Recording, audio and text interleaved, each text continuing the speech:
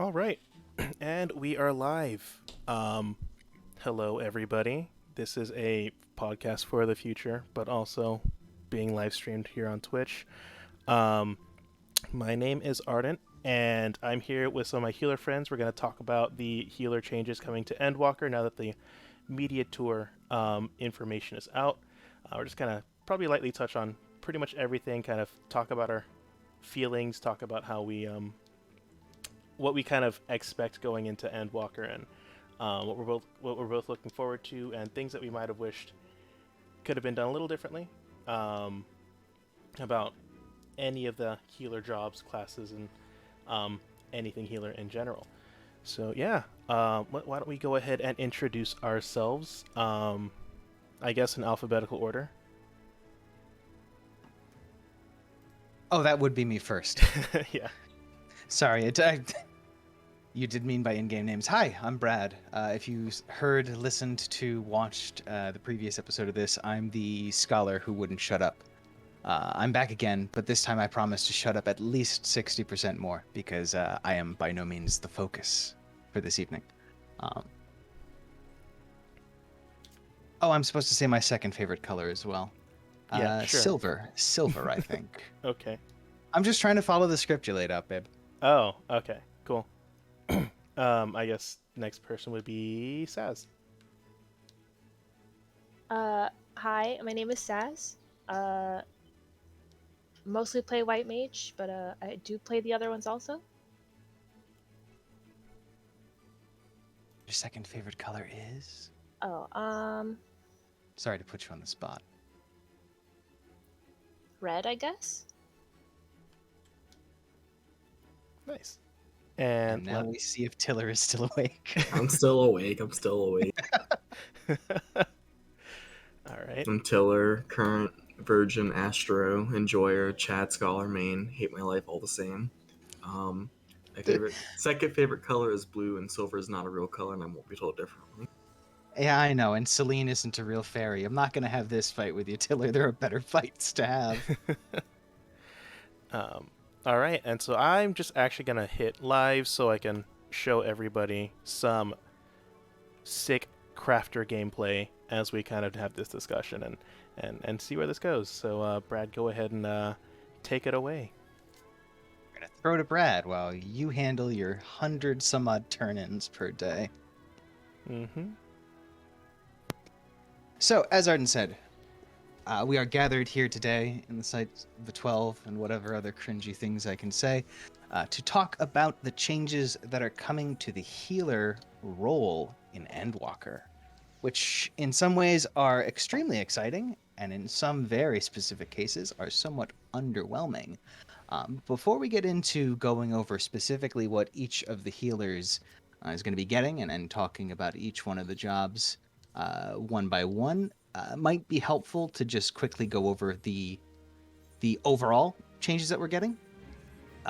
With number one with a bullet being all healers are now going to be having the 1.5 second cast time on their 2.5 second GCDs on their spammable DPS spell. That would be your glares, your broils, your malefics.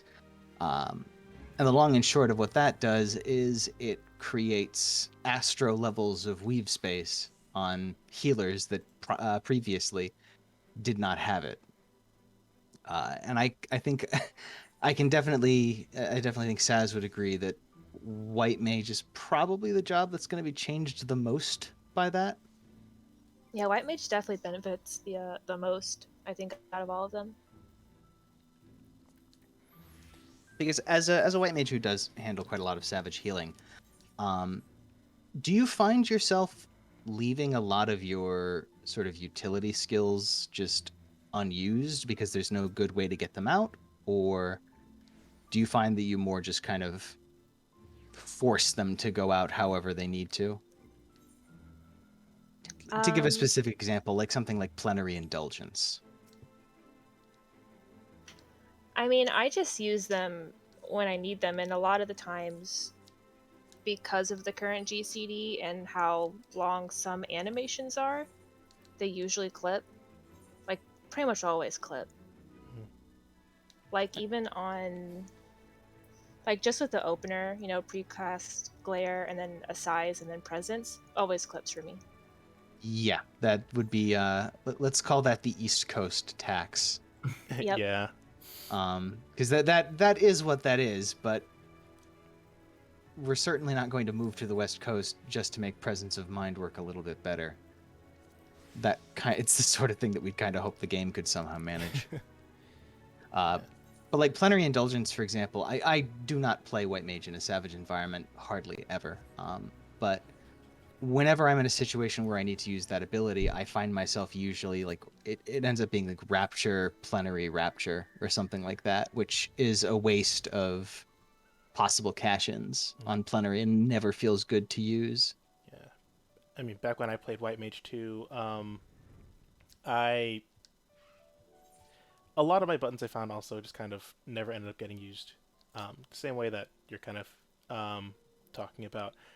The only difference is I would just kind of mercilessly like clip the shit out of basically everything, and just not really give too much of a care because like you're gonna end up having to either refresh your dot, regen somebody, or cast a flatus skill, none of which feel very good. So I figured, might as well just clip into a glare cast because, you know, it's a bad situation. Might as well get a little bit of potency out of it, anyways. In terms of damage potencies, not like healing potencies. So probably safe to say White Mage is going to just feel better Yeah. in Endwalker, despite none of us having had hands-on with it yet. I assume so. I only really play White Mage if I'm solo healing, but I have solo healed Savage and Extreme content, and I don't know how to not clip with White Mage to get abilities out. Yeah. You pretty much don't. Yeah. Uh, That kind of like. Oh, go ahead. Sorry. No, please go ahead. Okay. And that is something that I've been kind of meaning to ask you, Saz, just because I know you're the most prolific white mage out of all four of us. I was always a little interested to know like why you stuck with white mage specifically. Not that like any of the other jobs are better or preferred in any sort of team comp, but like I remember seeing you play when I was at least first learning how to heal. You played pretty much all the other healers at a super high level, and I was and so for me personally, I never really enjoyed playing white mage the same way that enjoyed playing like astrologian or anything like that. So I was a little curious as to why like what makes you like to play like white mage over something like scholar or astro. I mean, I actually do enjoy Astro. My primal alt is Astro main. Mhm. I pretty much just play White Mage because I don't have to think. Really, it's easy. That's why I play Scholar. But that's pretty much it. Like, if I actually want to like try something new or like, I guess maybe be like a little more active with something, I just play Astro.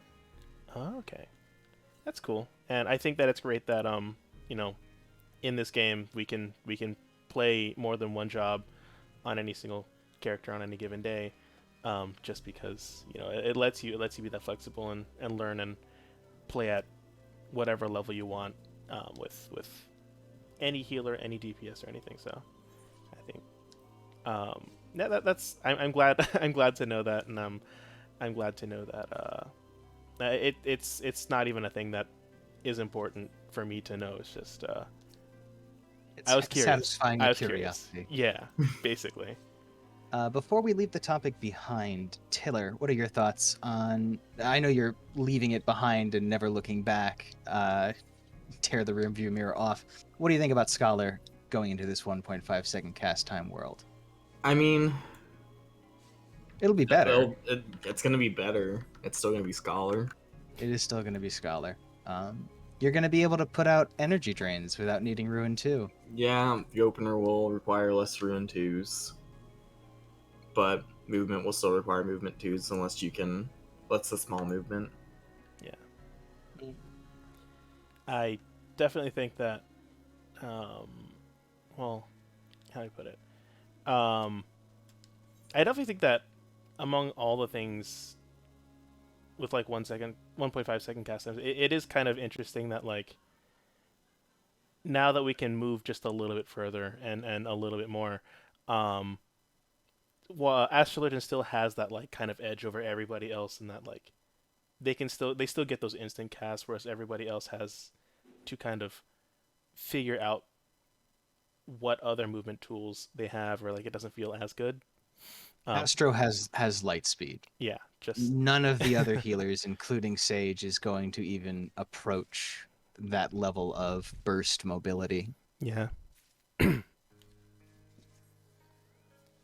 Okay, so that I think that more or less covers that. The other thing I wanted to make sure to touch on as a sort of framework for the discussion is um, obviously the healers are no different than any other job in the game. They're all getting bumped up to level 90 come Endwalker, which means they've got 10 levels worth of new abilities. And at least as far as I can see, it seems like the development team kind of went with a paint by numbers approach to healers in this expansion, in that the Do way you that have... they Yeah, I was gonna ask you to explain that. sorry, in the sense that everything that they did was pretty much standard across all four healers. Um, Basically, what they did is all four healers at level 82 are getting an upgrade to their DPS spell and their AoE DPS spell. At 85, everybody is getting a universal trait to buff their GCD healing potencies. At 86, everybody is getting a single target mitigation borrowed from another job. At 88, everybody is getting an increased usage of an existing utility skill. And at 90, everybody is getting their shiny new toy. All four healers have followed that exact pattern in Endwalker. So the differences come down to, obviously, what each of these new buttons do. Mostly the 86 and the 90 abilities. With 88 being in there as well, just depending on whether the existing utility they chose to upgrade is worth it or not, but we'll get to Scholar in a bit. So we were talking about what order to go in. We were already chatting a bit about White Mage. Why don't we just start with the with Old Reliable, the green baseball bat? What is White Mage getting in Endwalker? I still think the most significant thing for White Mage is gonna be that recast timer. The 1.5? Oh yeah, Yeah. for sure.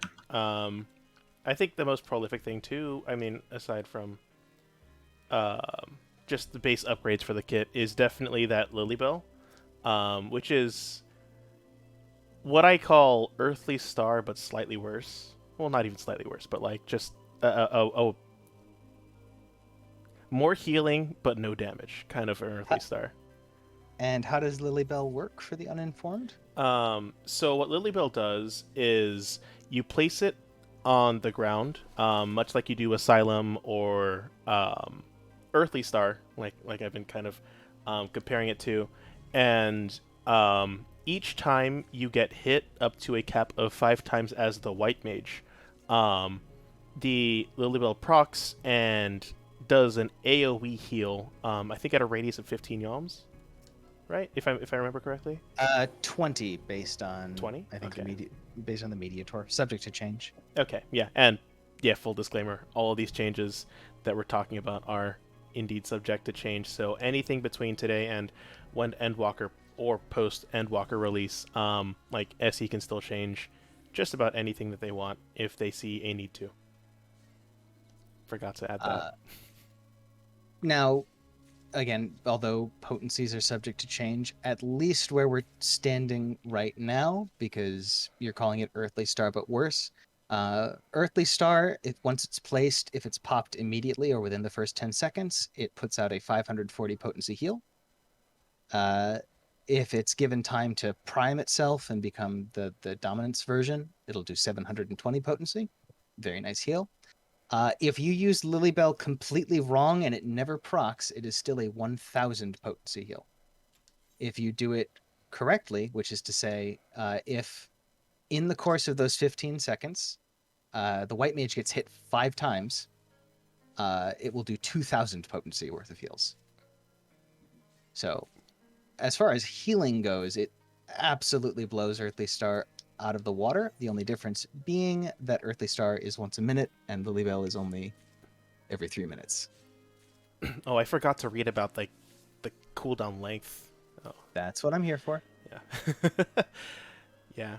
Um, I think personally, just strictly in terms of just potency, I mean, like, and comparison versus like practical usage.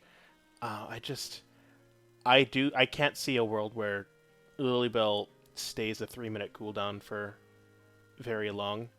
Um, just because just because I don't know, for a capstone ability it feels, at least for me, slightly underwhelming. It doesn't do as much as, well, I don't even know what I would want it to do, but I don't know, like that's let me sit with these thoughts for a quick second and let other people talk. Sorry about that. Yeah. What does our resident white mage think of it? We'll leave the Um, Earthly Star apologist behind for a moment. Yeah, I think the cast or the recast time I think should definitely be 120 so that it kind of lines up with Temperance. Because Temperance uh, usually covers like really good parts of a raid fight, and it has a 2 minute cooldown. So I think a 2 minute cooldown on Lilywell would be a lot more usable. It would also keep it in line with the other capstone abilities for Yeah. Sage, Scholar, and Astro. Yeah. But I think the way it works does kind of lock it into really just being used for like soft enrages, Yeah. where there's just like back-to-back damage. Yeah, I think. Go ahead.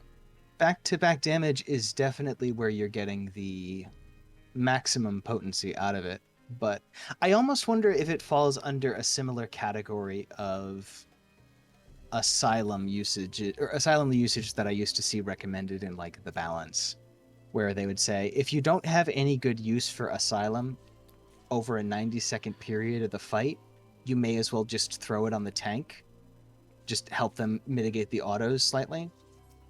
So I wonder if it's the sort of thing where you'd look at a fight, say, all right, here's the soft enrage, here's where I have to have Lilybell, now let's work backwards from there. Where can I be using Lilybell for free now, since the 1.5 second cast time will allow that? Where can I start throwing this out just for it to be maybe, a 1,000 or a 1,200 potency heal going out to, if no one else, the tanks? A shit ton of overheal, but we're not talking about that right now. Yeah, I think that's a slightly later discussion. Yeah.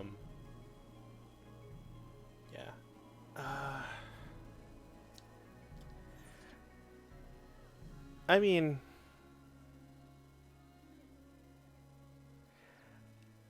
I don't know how well I would be able to justify that kind of a line of thought. I mean, it's definitely there for like kind of a weird, like, in more casual content, in more casual settings too. Like it can be seen as kind of like an oh shit button. Um, Specifically in the sense that, like, let's say the tank dies in like a wall to wall pull. Healer is the one that pulls aggro next because of the heavy healing and or holy spam. And they're the one taking a bunch of hits. Um, I think Lilybell would probably be. I think Lilybell would make the healer just like a heal tank for a good solid, what, like five hits. And in that sense, I think it's good. But like, if we're talking in a raid setting, oh geez, like,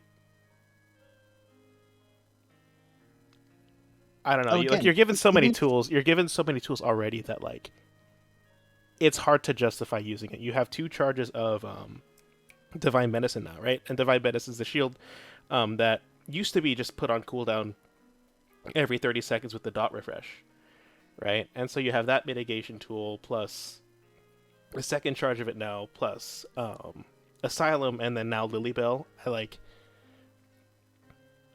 To me that seems a little overkill, but I also don't play White Mage, so I don't know like as much as prolifically, so it's hard for me to kind of visualize it, I guess. in a practical sense. Like, I think maybe what they might have been thinking is that since thin air is being changed, because there's like very specific mechanics sometimes where you just spam cure 3, and maybe Lilybell is trying to replace that because we can't get free cure 3s anymore, which would eat Yeah. up a lot of MP, but Lilybell doesn't use MP. Oh yeah, you're right. But how often do those mechanics show up outside of the soft and rage bit Yeah, that not we were very talking often. about? Like, even spamming like cure 3, that's usually when things are already going horribly wrong.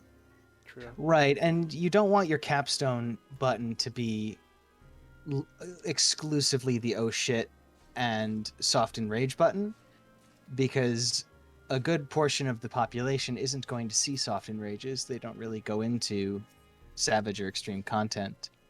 So if the only reason white mages are getting Lilybell in casual content is to protect them when the tank goes down, I just wanted to quickly check though. 16, 26. Okay, no, it wouldn't actually work for that. I wanted to quickly pull up the fight timeline for E9 to see how quickly the instances of damage come out in the beginning, but you would only be able to cover either both Art of Darknesses or the first Raid Wide and the first Art of Darkness with Lilybell. But And it would still expire at the end of it and do probably 800 potency, I think. for clarification, are we talking E9 normal or E9 savage? E9 Savage, Okay. which again, is not, you would never have that ability in this fight unless you were going in unsynced. But we're just Yeah. talking about comparable, like a good bit of party-wide damage immediately after the opening raid-wide. E6 had something very similar with the bumps Tumult that came after the from Superstorm. E4S, which actually I think we're going into that tomorrow, right? That's the plan. Yeah. E4S, I don't remember if Pantocrator did a shit ton of damage, but O11S Pantocrator is another thing that kind of came to mind for me. I As a imagine practical use Saz for would that. love to have it in Titan phase of Uwu. Mm-hmm. Tailor-made for that type of situation. Which is exactly what you're talking about. It's more tumult spam. Yeah, it'd be great for tumults. And for like terminal relativity at the end of E12S. Fantastic It's for so that. good Oh for my god, terminal. yeah. This is probably something that's going to crop up throughout the conversation, so maybe just mention it now. Not just healers, but DPS and tanks as well have received an unprecedented amount of party-wide mitigation and self-healing and party healing tools. So the implication definitely seems to be that everything is going to hurt a lot more in next expansion. And if that's the case, we can kind of maybe cut some of these quote-unquote overkill skills a bit of slack, because they might, just because they're not needed in our current experience doesn't mean they aren't going to be very valuable next expansion. Yeah. I'd also like to add just to that particular tidbit too, that like we don't know exactly how potencies are going to be affected, and we don't know how potent like all the other healing tools are. I know that Reaper has some sort of regen, just from what Soul has been saying about it, but depending on how strong that regen is, it either could be it either makes us feel really bad for having it, or it's just like a Phoenix level regen that like kind of helps, but isn't really like something you look at as a tool for healing specifically. Outside of 100% optimized healer scenarios. Yeah. Let's see, is there anything else that White Mage got that we haven't mentioned? They're getting their Glare 3. Holy They're 3. getting their Holy 2 or Holy 3, you're correct. They're getting their enhanced healing magic. Oh, They Aquaveil. stand to... Yes, Aquaveil is the last one. That would be their mitigation borrowed from another job that I mentioned. In this case, they get Heart of Stone every 60 seconds. They can give themselves or one target party member 8 seconds worth of 15% less damage. And the way I've been joking about it is every healer no longer gets to complain about tanks not popping cooldowns in dungeon runs, because now you can just do it for them. Hand holding. It's great. And fittingly for White Mage, Aqua Veil is the highest percentage damage reduction out of any of the healers. They are and remain the king of the big numbers. Or excuse me, the queen. Or both. Emperor. All white For mages Prince. are queens. Okay.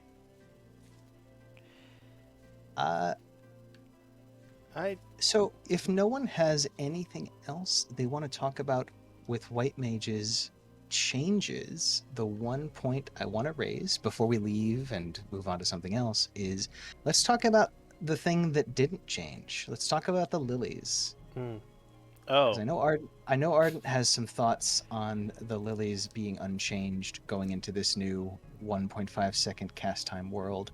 Yes, I do. Mhm. Do you want me to open up about that? Yeah. No, okay. I segued into that because I wanted you to shut up about it. Okay. Go on. All right. So my thing with the lilies are, I think the lilies are really, really great.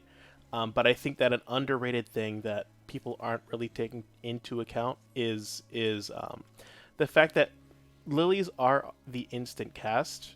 And those were absolutely necessary for things like a size timing specifically, right? Because that's a 45-second cooldown, and you would pair that up with your dot as often as you can. But every other time that a size comes up, it's while you're still halfway through your last dot cast. So you would generally try and weave in a lily ability with your with a size to be able to still get that potency out, right? But now that the 1.5 second cast time is taking effect, you no longer need to weave in Rapture or Solace to get your size out in time. So theoretically, right, in a hyper optimized environment where everyone is doing everything correctly or in such a way that like healing isn't as necessary, lilies are not as necessary, you could effectively, I feel like you could potentially see a world where after a minute 30 you get all 3 lilies and then just never use them because there's no downtime in a fight, and you don't need them to heal, and so that's like a really big portion of your kit that just never ends up getting used. Well, you say never use it. More like it's probably going to cap more reliably and stay capped. Because it is still on paper a DPS loss to use a Lily. Specifically because the path to misery, as I'm sure any white mage will tell you, is 3 lilies plus the misery is 4 GCDs for 900 potency. You take 4 glares and you get 1200. So you are losing 300 right off the top for going down in that system. If the white mage can get away with just asylums and lilybells and tetras, you're saying basically they'd want to avoid now using their lilies whenever possible. Yeah, pretty much, yeah. I explained it poorly, so sorry about that. But yes, effectively, right, your big hitting attack is, as Brad said, a DPS loss if you try and use it on cooldown, which is why it gets such little. It gets such little use, or it's not seen as like a big portion of your damage in Savage settings. So with that information, right, if we never end up using it, like, yes, we'll be doing more damage, but then we end up kind of in a similar situation where people are kind of it almost reminds me of like what's happening with Scholar now, where like it feels bad to use the portion of your kit designed to do the thing that you want it to do, which is heal and heal big. and in that sense, I was proposing that either you reduce the potency of lilies and make it an OGCD, and still have the gauge build up, or do something different to be able to kind of um, encourage the use of it while still um, keeping the changes in place kind of implemented. I was just wondering what your thoughts were on that, and that's for everybody. I mean, I do think the lilies will end up being capped more often. Mhm. Just because it is a DPS loss, and with 1.5 second cast, like White Mage will be able to just move more. It's like before you just use the lilies for movement, Mm-hmm. but if you're going to be able to move more easily, then it kind of lessens the need to use them for movement. Yeah. Yeah, and that's what I was kind of getting at, is like, if we're not using it for movement and we're not using it for weave space, then like what is the use of lilies then, right? Because It would work yeah, similarly to Ruin 2. It would be used for extended periods of movement, and that's what Swiftcast is for. which you A Twitcast always isn't always enough. mm, and you won't even have to click glares to apply it anymore. But here's the question. Like you mentioned, the proposed fix might be changing the lilies to lower their potency, make them an OGCD. Probably have to nerf the potency of Misery as a result, but I that's a game balance question. yeah, I would argue you wouldn't have to as much if it still takes if it still takes a minute and a half to get a misery out. Um, it can either stay there or get like a slight nerf, but we're But arguing does like does that take away from White Mage's identity as the powerful GCD healer? And if it does that does that matter to anybody here really? If that's White true. Mage simply becomes a flower based OGCD healer who like, yes, they don't have an XCOG, they only have Indom and Lustrate, but I do think they're starting to muscle in on Scholar's Turf at that point. Yeah. Well, I mean, I feel like come the new expansion, they're trying to make Scholar less of an OGC healer. Yes, that is interesting. I mean, just off the top of my head, you could also give lilies a trait where using it empowers your next to size, and either gives it slightly more potency or slightly more MP back or something like that, right? Because MP management is always an issue that healers tend to have, especially with like significantly more cursed runs. What if you went the Sage route and had lilies just give you back 5% of your MP upon use of either Solace or Rapture? That could be, yeah. I think that would be. Let's ask the resident white mage. I don't want to step on. I don't want to weigh too much on something that I don't play as often. All right, I get apologize it. for I'm that. talking too much. I mean, I was starting to think about that because Sage does get a decent amount of its MP back through using like those certain Adders. heals. Is it Adder's Call? Yeah. Yes, the Adder Skull abilities, the equivalent of Aetherflow healing skills. And especially with like thin air being changed. Like I think it could actually benefit from having like a 5% MP regen like from each lily. It also, I guess, kind of incentivize using them, but That's the trick. The incentive is gone, so we need to replace the incentive. The skills aren't broken. The skills don't. It's not that the skills don't heal enough. We just need to re-incentivize them. Yeah. Also, if we haven't mentioned, the actual change to Thin Air going into Endwalker is rather than giving you a period of time where all of your spells are free, you have 2 charges of it, charges once a minute, and it makes your next spell free. Yeah. Which has kind of turned it into the free res button in a non-optimal run, and the free Medica GCD 2 heal. or Cure 3, Yeah. in a suboptimal run. Or in a run of Savage where things still hurt you. Um, I definitely see a world where um, thin air is.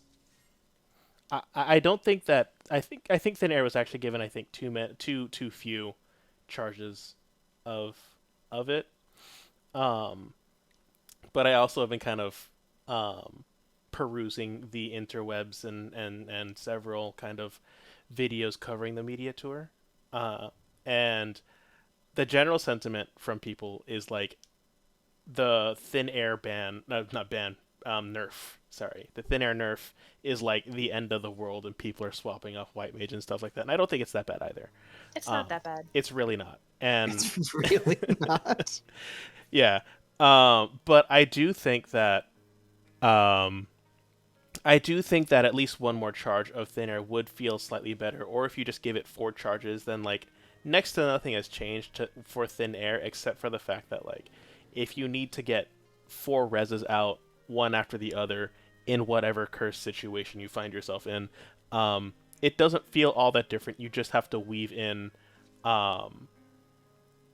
weave in a cast of thin air in between each res. Um, but it's slightly more forgiving because if you have latency issues or something like that, it doesn't feel like a waste to use those 4 GCDs. And for those of you that don't know, Thin Air only had the length of 4 GCDs anyways, so giving it 4 charges means that nothing changes except it's spread out over time more. Yeah, you'd still end up with fewer uses net due to the charge time, but Mhm. I don't know, something to think about. Um, but overall, it should be pretty obvious. I think a lot of these are sort of nitpicks and minor concerns as to how things are going to shake out in the long run. White Mage is going to be in a very good position, I would say, come Endwalker. It's going to be exactly like it is now, but way, way more, I guess, flexible to play. I think it's Would a you good word for it. would you say that? I would say And reactive probably. yeah, and like being able to weave is going to be so much nicer. Mm. Oh yeah, I think for sure White Mage benefits the most off of the overall system changes, and I'm really happy for that. Now let's talk about someone who doesn't benefit at all from the system changes. Oh, I hear that laughter, Tiller. Sure, let's talk about Scholar. We already talked about Scholar for almost 2 hours, but now we have the benefit of having these things that were illicit leaks now confirmed for us. We know exactly what Scholar is and isn't getting in Endwalker. Let me run down the list real quick, and then we can get into it. Scholar is getting an upgrade to its DPS spell, just like everybody else. They're going to be Broil 4ing instead of Broil 3ing. Art of War is finally getting a facelift in Art of War 2. It's finally going to have an actual cool-looking effect to it. It's getting its GCDs buffed with a special focus to its shields. Shields are getting beefed up considerably on the GCD. It is getting the... it's getting the tank mitigation that we know as Thrill of Battle, but which Scholar is calling Protraction. You increase the maximum HP of a party member by 10% and restore the amount increased, and it also gives increased HP recovery via healing actions. That means anybody that you shield and perhaps deploy off of is going to have much beefier shields. They are getting a 30-second reduction in the cooldown of deployment tactics, not recitation. And finally, they are getting the much memed upon Scholar Peloton Expedient, which is 20 seconds of Troubadour, a 10% damage reduction from the party, and 20 seconds of near sprint level increase to movement speed. And of course, it goes without, or should not go without saying, they have made improvements to the Fairy AI to make them more responsive, more reactive. They'll do what you tell them to do We swear this time. I would put a big asterisk over that. Except people have already saying they're not any different. And I was saying they weren't going to be different the minute we saw the job action trailer, which I had no reason to say. I had no evidence other than the knowledge of how the world works. But Tiller, what are your thoughts on Scholar? Well, And potencies are why not are you set in switching to stone. Sage? Yeah. They are ramping up the potencies. The two abilities don't really want to use a Scholar, being Sucker and Adlo. I mean, Adlo does have some uses, but they are Apologies for my dog decreasing the sounds. potency of the fairy heals, making you less reliant on the fairy. Which, why? Scholar isn't really a pet healer. Yeah, It's more of a GCD healer. We Yeah. really think that the majority of Scholar's kit should revolve around Adloquium. That's why we're reducing the cooldown of deployment tactics. We don't even want you to sucker. y'all want to keep complaining about the fairy, then stop using the fucking fairy. Uh-huh. Got it. I hear that Scholar, like the fairy potencies, look like they're reduced in number, but like the fairy's actual potencies are slightly higher than Sage's single target heal. By Sage, a for- single target like, heal, from, are you talking about Sage's Cardia. version of Physic? The No, he's Cardia. talking about the Cardion effects. So Yeah.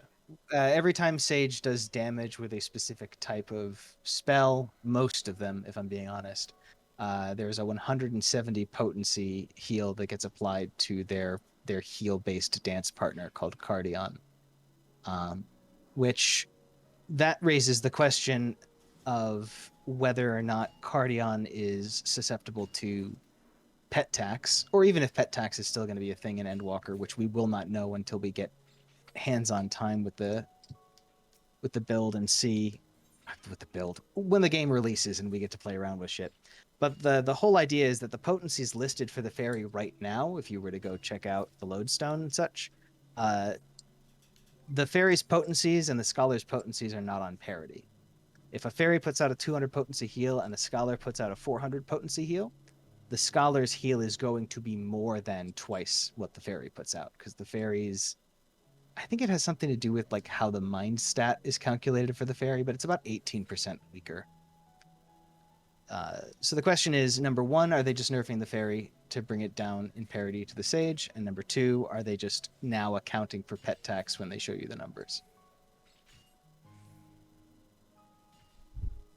I assumed it's because they're moving more healing potency over to the GCD healing aspect, so they're toning it down for, I guess, balance. Yeah. Brad, real quick, Soul is saying the Hi, Saul. yeah. Sorry, I tabbed away. Yeah, How are you, he's Saul? he says fairy isn't affected by the mind and men trait or whatever it's called, which is what the pet tax is. That's where the pet tax comes Yeah. from. Okay, neat. So there really is no reason to expect that that would change in Endwalker. Okay. So if that's the case, then Tiller, what do you think of a GCD centric scholar? I mean, not a huge fan of it. Kind of feels like White Mage and Scholar are flipping roles. Can they do that? I mean, in all my experience of playing Scholar, you don't touch the GCD heals. That's fair. That's Except how in it's built right downtime, now. or if you're pumping up like a big Adlo party-wide shield. But How now often it would looks you say like you do that? when you want to cheese a mechanic or you have downtime to actually do it. Once Or every they're 90 just seconds? That's what I thought. not even. Yeah. No, once every fight, maybe, if that. Once or Not twice. even. Because you do have to account for Adlo clipping, so you can't just like, or correction, deployment clipping, so you can't just do it willy-nilly. They fixed that though. Uh-huh. They showed it off in a controlled Uh-huh. environment, Yeah. in a controlled video, in a non-combat scenario. With only Deployment 45 doesn't clip minutes anymore. of footage. The fairy's responsive. The fairy's responsive. Also, Scholar can run really fast, don't worry about its flaws. 20 seconds is a long time to be running fast. I can't wait You to can accidentally wall kill to people with wall that. and then sprint still. Yeah. Whoa. And if I could think of a single fight in my experience where I needed 20 seconds of sprint to do anything, I'd think that was really cool. Like Would be anything. really unfortunate if someone didn't take this movement speed into account and walked into an AoE. That would suck, but that's their fault. The scholar should have Would accounted for that. really account, or it would be really funny if they introduced mind jack mechanics in this next Savage tier, and so Okay, they that can't use okay, your that would ability. actually genuinely be funny because it would It would result in be player funny. death and it would create laughs for me. We're just gonna have to Uh, unsync Red Girl next X pack. Red girl, uh, Halicarnassus. third fight in tower, Halicarnassus, yeah. Oh yeah, that too. I'm trying to think of anywhere in my Savage experience where you could use Expedient, specifically for its movement speed, and Anti-air. have it be more valuable. Anti-air. E9S. That's only valuable if they still need sprint immediately afterwards. It's for the tank's mitigation as well. Okay, that's at least a place. Okay, yep, that's a place where you're getting both the 10% value and the movement speed value. The ability Um, just seems counterintuitive. Anti-synergy is what I like to call it. You could use it in Diamond Frost and E8S potentially. That is true. Yeah. It would allow whichever players are inflicted with heavy to be able to move at a higher speed without having to pop sprint. By that same token, it would probably be pretty good in what the hell is that mechanic called? The one before Worm's Lament 2. Icelit Dragon Song, that's the one. But what that would allow in both cases is you would still have sprint afterwards, which would allow you to potentially cheese the axe or scythe kick that comes out afterwards for melee. But that's extremely niche. Thank God it's on a 2-minute cooldown, so I can do it all the time. E7S. Ad phase. I feel like that's only valuable for your move to the center double stack. No, tanks could use it Concept. for movement too. No, that's fair. That's fair. It's jank as hell, but yeah, they You'd could. still need to find a way to make the ads move faster, though. Just use your ranged attack. It doesn't break combos anymore. 10 out of 10. So Tiller, you after now that we've seen the media tour, you're actually going to stay on Scholar, right? No, Why not? why play Scholar when Sage exists? That is a sentiment I think a lot of people are going to be sharing. So I don't blame you for that. Sage looks like the new Scholar. It's I, got a bunch of cool OGCD heals. It's got shields. It's got cool shields. It's got useful shields. They have a potency loss shield, yeah. Well, in that case, why don't we move off of Scholar and move on to Astrologian? I want to leave. I think we should leave Sage for last because it's got the most to talk about. I'm you, but stronger. Good one, NECA. So, as for what Astrologian is getting in Endwalker, their GCD, mind you, is not changing. They're going to keep the same 1.5 second cast time they've always had, at least as far as I know. I don't know if they had. You know what? Astros had that GCT for too long. Give them a regular GCD. Yeah. Give him 2 charges of light speed and let him see how it's felt for the past however many years. That'd be So funny. they're getting an upgrade to their Malefic. It's going to be called Fall Malefic now. They're getting an upgrade to Gravity. It's Gravity 2, the sequel to the original Gravity. They're getting a bump to their GCD heals, including their regen effects, because that's the only thing they're going to have now that Nocturnal Sect is dead and gone. Good riddance. We don't miss you. We really They're getting Exaltation for their single target mitigation utility, which is a 10% reduction in damage for 8 seconds. And at the end of those 8 seconds, it pops on a 500 potency heal to the target, which is really neat for someone like me who thinks XCOG is one of the coolest buttons in the game. And I say one of the coolest buttons because the actual coolest button is Astro's 90 capstone, Macrocosmos. Yeah, Macrocosmos is Starfall. Macrocosmos is the entire reason I am swapping to Astrologian next year. PK Starstorm. Pretty much. Yeah. Macrocosmos is a GCD whose potency, at least for right now, is on parity with Malefic, so it is not a DPS loss. It grants the effect of Microcosmos to the party, lasts for 15 seconds, and at the end of those 15 seconds, the buff expires, and 50% of all damage incurred while that skill was active is refunded as healing to the party, up to a maximum of your max HP, which is nice. We don't really need to heal for more than your max HP.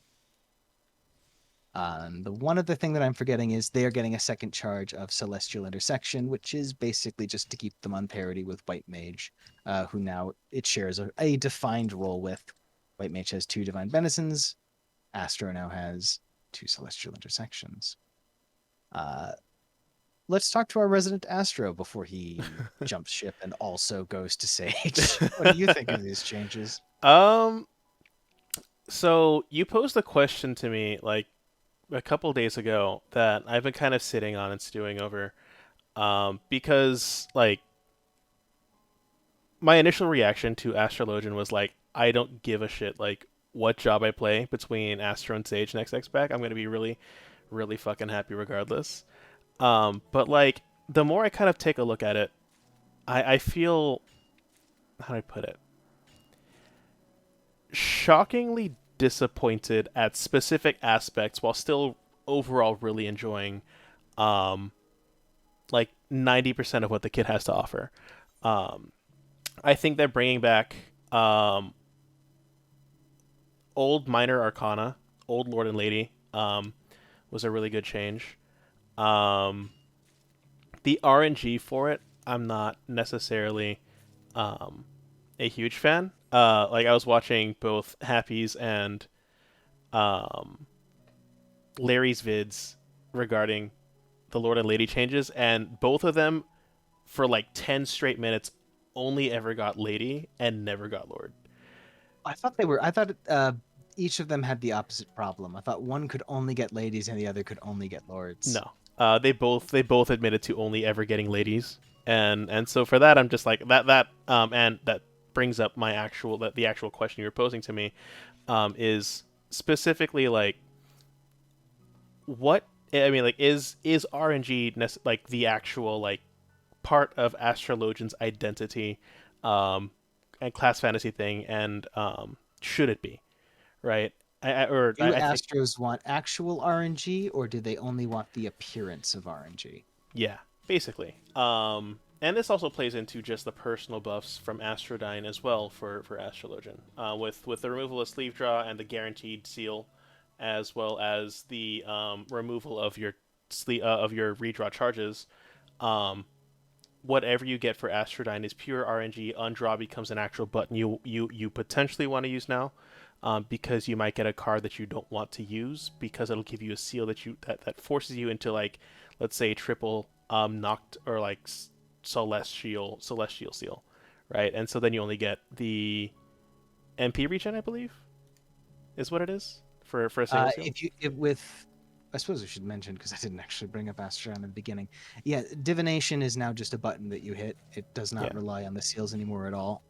Collecting 3 unique seals now only affects the Astrologian personally. Yeah. 1 unique seal, as you say, is MP regen, equivalent to about 80% of a lucid dreaming pop. I believe it is a slightly higher potency, but fewer ticks. Yeah. 2 gives you a 10%, or 2 unique seals is a 10% action cast and recast time shortening. So roughly analogous to a presence of mind. And if you get all 3, if you're one of those lucky boys and girls and in-betweens and what have you, you get the 5% damage buff. Yeah. Now here's the question I would ask you.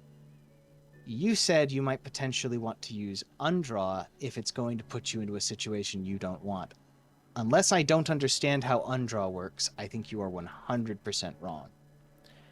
Because I can't see why 6%... No, and increased damage on a DPS is worth giving up in exchange of maybe getting 5% increased damage on and you later on yeah, down the line. and that's where it gets That's really just Astro greed. and no, and that's where I'm kind of thinking that's where the RNG comes in, right? Mhm. Like you're never guaranteed. You have a 1 in 3 chance um of getting a seal that you don't want consistently, right? But like, well, let's say the stars align in such a way that you just get mega fucked, like giga fucked with like um 3 celestial seals, right? Or three solar seals or whatever, right? Or whatever that's called. Um, you know, I and believe and it's something like a 26% chance at best yeah, to get a full power Astrodyne. yeah. So that and again that brings us back to the question of like what is scholars not scholars astrologians identity, is it and should it be centered around the RNG that SE's kind of forcing on us now? Well, I guess And that not used to be a us. huge Yeah, part of the job. yeah, Let's not put it aside, regardless of and how much people tried to force it the other way. Stormblood Astro had a good amount of yeah, RNG. You and could mitigate it a lot better, but and I don't. My answer to that question is as how do I put it? I just don't. I don't see it as an integral part of an astrologian's job fantasy as I think SE's making it out to be. In the sense that like if we're trying to draw parallels or like if we're trying to draw inspiration from just like anime and shit, right? Like let's talk about like Yu-Gi-Oh, right? Like you're given 5 cards in your hand, right? And you have to decide the best use for all of them. And some of them you save for later, some of them you build an entire deck around, or like you want to try and get that specific kind of setup out as quickly as possible, right? And ensure your win just like that, um, right? And in that sense, you're both you're kind of playing this mind game of trying to fuck over your opponent while also predicting the future and getting the best possible setup for yourself, right? And in my vision of what an astrologian is, like it's using the cards that you have to be able to write your own future, right? And so um a big part of that is being able to just manipulate the cards that you have that you're given in a way that best produces the result that you want, right? And sleeve draw and the 3 charges of redraw that we have currently like did all of that.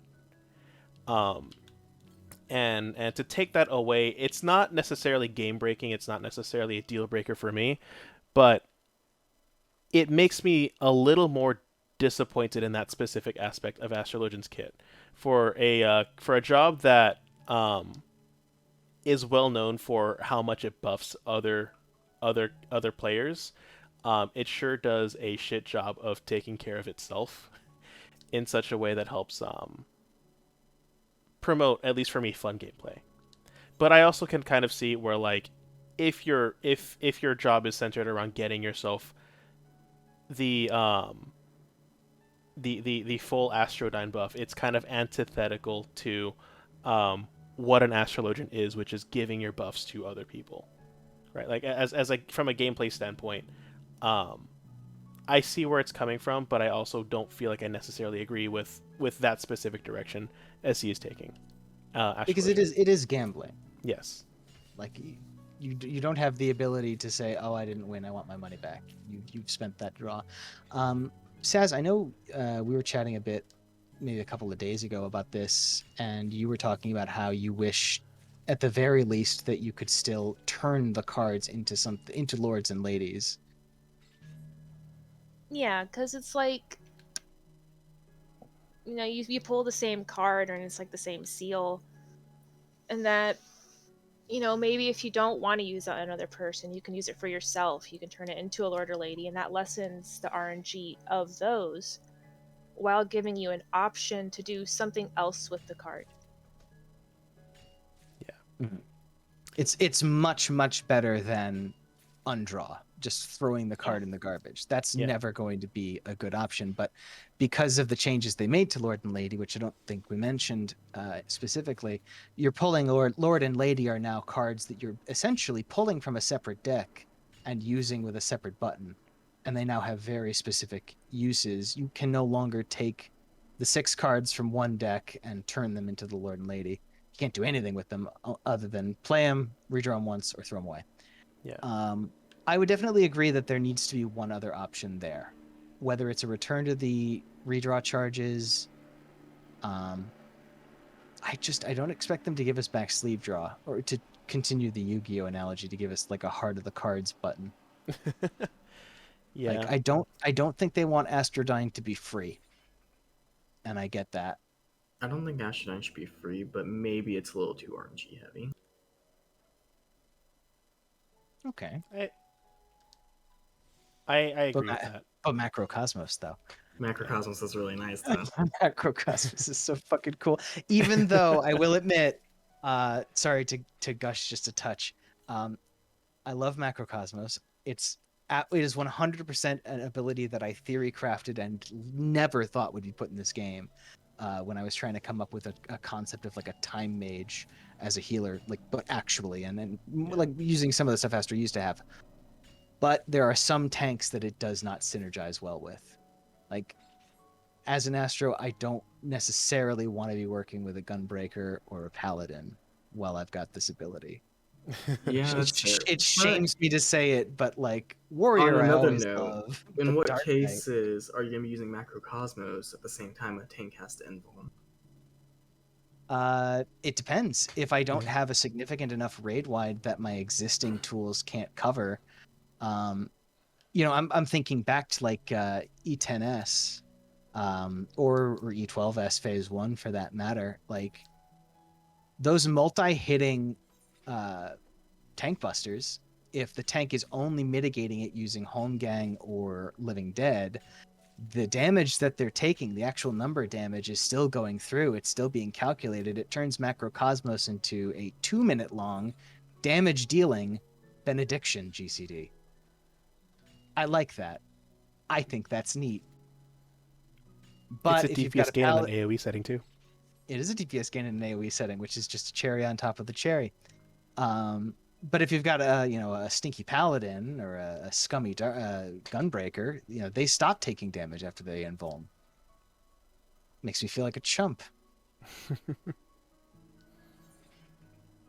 If only gunbreaker shooting himself in the head counted as damage, Right. then we'd have something to go on. Anything else to bring up on Astro? I think we mentioned it briefly. Nobody really cares that it's now a forced pure healer and that Noct is gone.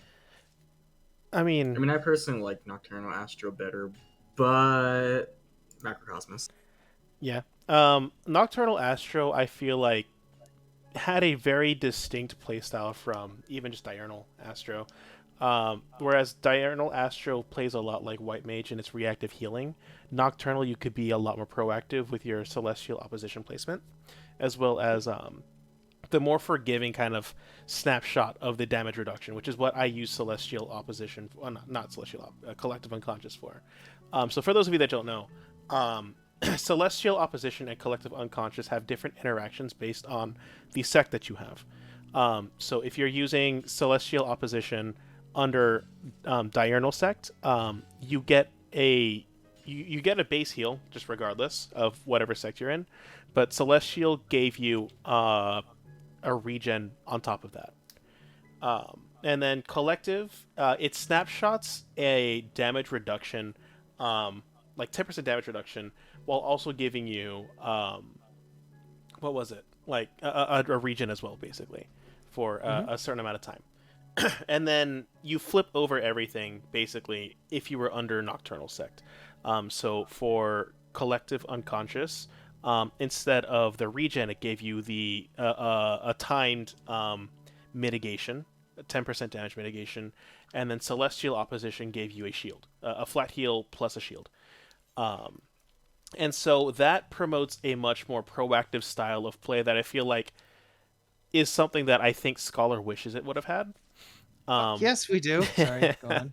um, in Instant that, shields, my fucking ass. Go on. yeah, just instant shields that um, felt good to use because you didn't have to sacrifice any damage potencies for it. Versus um, and that in itself is just super useful because again, well, this hasn't been talked about or anything, but like both of those skills are on a minute cooldown and they're free, right? So you get free shields off OGCD shields every minute, and then also a free damage reduction every minute, with a snapshot like 1 split second regen. Um, because let's be real, nobody uses collective unconscious and just stays in that particular stance, because you don't move, you can't do You've anything not that been in entire time my pugs. unless you're pugs or unless there's a lot of downtime. Yeah, Um, if you're talking about a raid buster with a significant amount of downtime before the boss becomes targetable again, I'm thinking like Empty Flood after the ad phase in E7S. yeah. There's no reason not to hold Honestly, collective for an only extra couple fair that ticks. if Dancer has to dance for 12 seconds straight to give people a heal and a shield, then Astra should have to do it too. But yeah, I mean, it doesn't really matter though because it's gone. Um, Next X pack in Endwalker. And that's not necessarily a bad thing, but it does kind of take away the option of being able to um, be more proactive as an astrologian. Um, so it is interesting to be kind of pigeonholed into what is by far the more popular choice for astrologian, but to be pigeonholed like nonetheless, right? Like no one want like you want to have the freedom to do what you want, even if it is more optimal. It's like it's one of those cases where like you have to clean your room, but like your mom tells you to clean your room, and then suddenly you don't want to clean your room anymore. It's like I It, wanted to do it on my own timetable. yeah, exactly. Okay. And in that sense, right, like it is kind of a loss for astrologians to be like, man, now I feel like you'll look back at it and be like, oh, if I was a knocked astrologian, I could have blocked all that. But doesn't matter anymore because Because all knocked astrologians are moving over to Sage. yep, exactly. All scholars are moving over to Sage, and apparently some diurnal astros are going over to Sage as well, but that's mostly because they look like Gundams.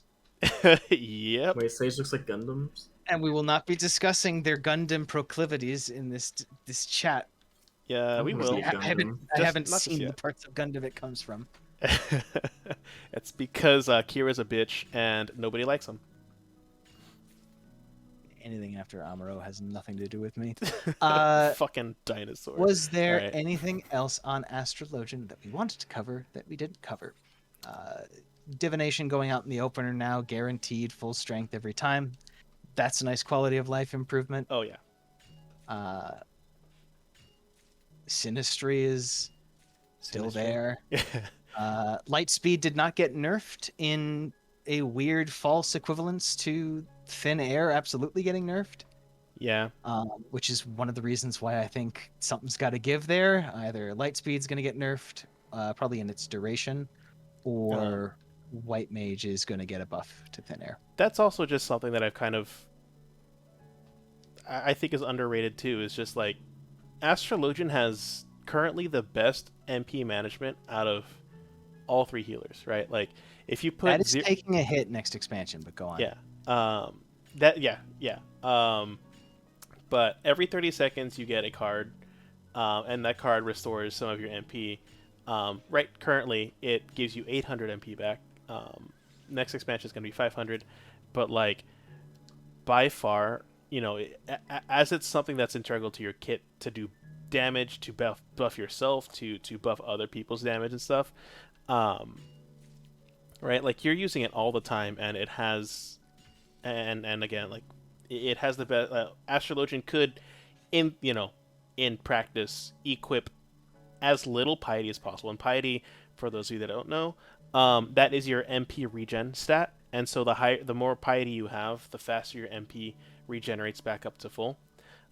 So you could have the lowest amount of MP regen possible, like natural MP regen possible, as an astrologian, and still get away with a hell of a lot more shit than any other healer. I think White Mage, if you equip the same spell speed set that Astrologian gets, You run out of MP, I think, like 4 minutes into a fight. Um, yeah, you'd run out of MP 4 minutes into like a fight with zero downtime, essentially. I do think that an Astro equipped with the minimum amount of piety next expansion is going to end up with very specific Astrodyne priorities. Yes. I think that Astro is probably going to have to prioritize using Astrodyne as often as possible, as opposed to shooting for the full power every time, just because they are going to need that lucid dreaming like effect from a single seal. Yeah.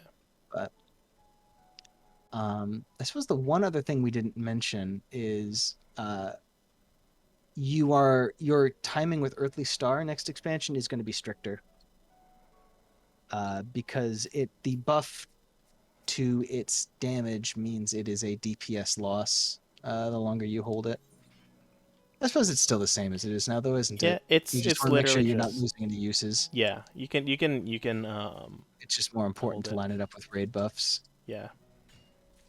But I think that's enough about Astrologian. Let's move on to the new kid on the block. Let's The- talk about Sage. Oh yeah. Let us talk about And Sage. how do you want to handle this? I don't. As far as going over literally everything Sage has, I think that might be outside the scope of this conversation, unless you want it to be inside the scope. Well, we could go over some kind of some base kind of like toolkit stuff. I've been kind of reading up on it. I'm still kind of hazy on a lot of it. Um, but I mean that's just from just due to neglect on my part. Full disclaimer: I don't plan on playing Sage right away as soon as the next spec drops.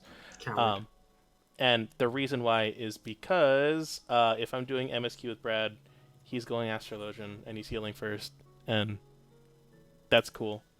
Um, but we're not going to be raiding until like a month after the X pack drops, anyways. So like, there's no real rush for me to pick up a healer as like the first thing.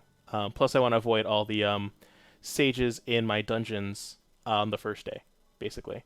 So I mean, I will also be leveling Red Mage at the same time that I'm leveling Astro, so you have options. I do. I just don't want to But waste we'll, the first day leveling up to 80. But that's just as my own. Tiller said, coward. So let's talk to the actual Sage main, Tiller. That's me. Yeah, what are you thinking about Sage? I think Sage looks cool as shit. Okay, Sage looks cool as shit. So what's the basic concept for Sage? It has everything it needs to be a barrier healer. What It's does what that Scala actually? should have been. So how It's does it work? got meaningful OGCD shields. It has a meaningful resource. It's fuck the flow. It has decent healing output even without the shield.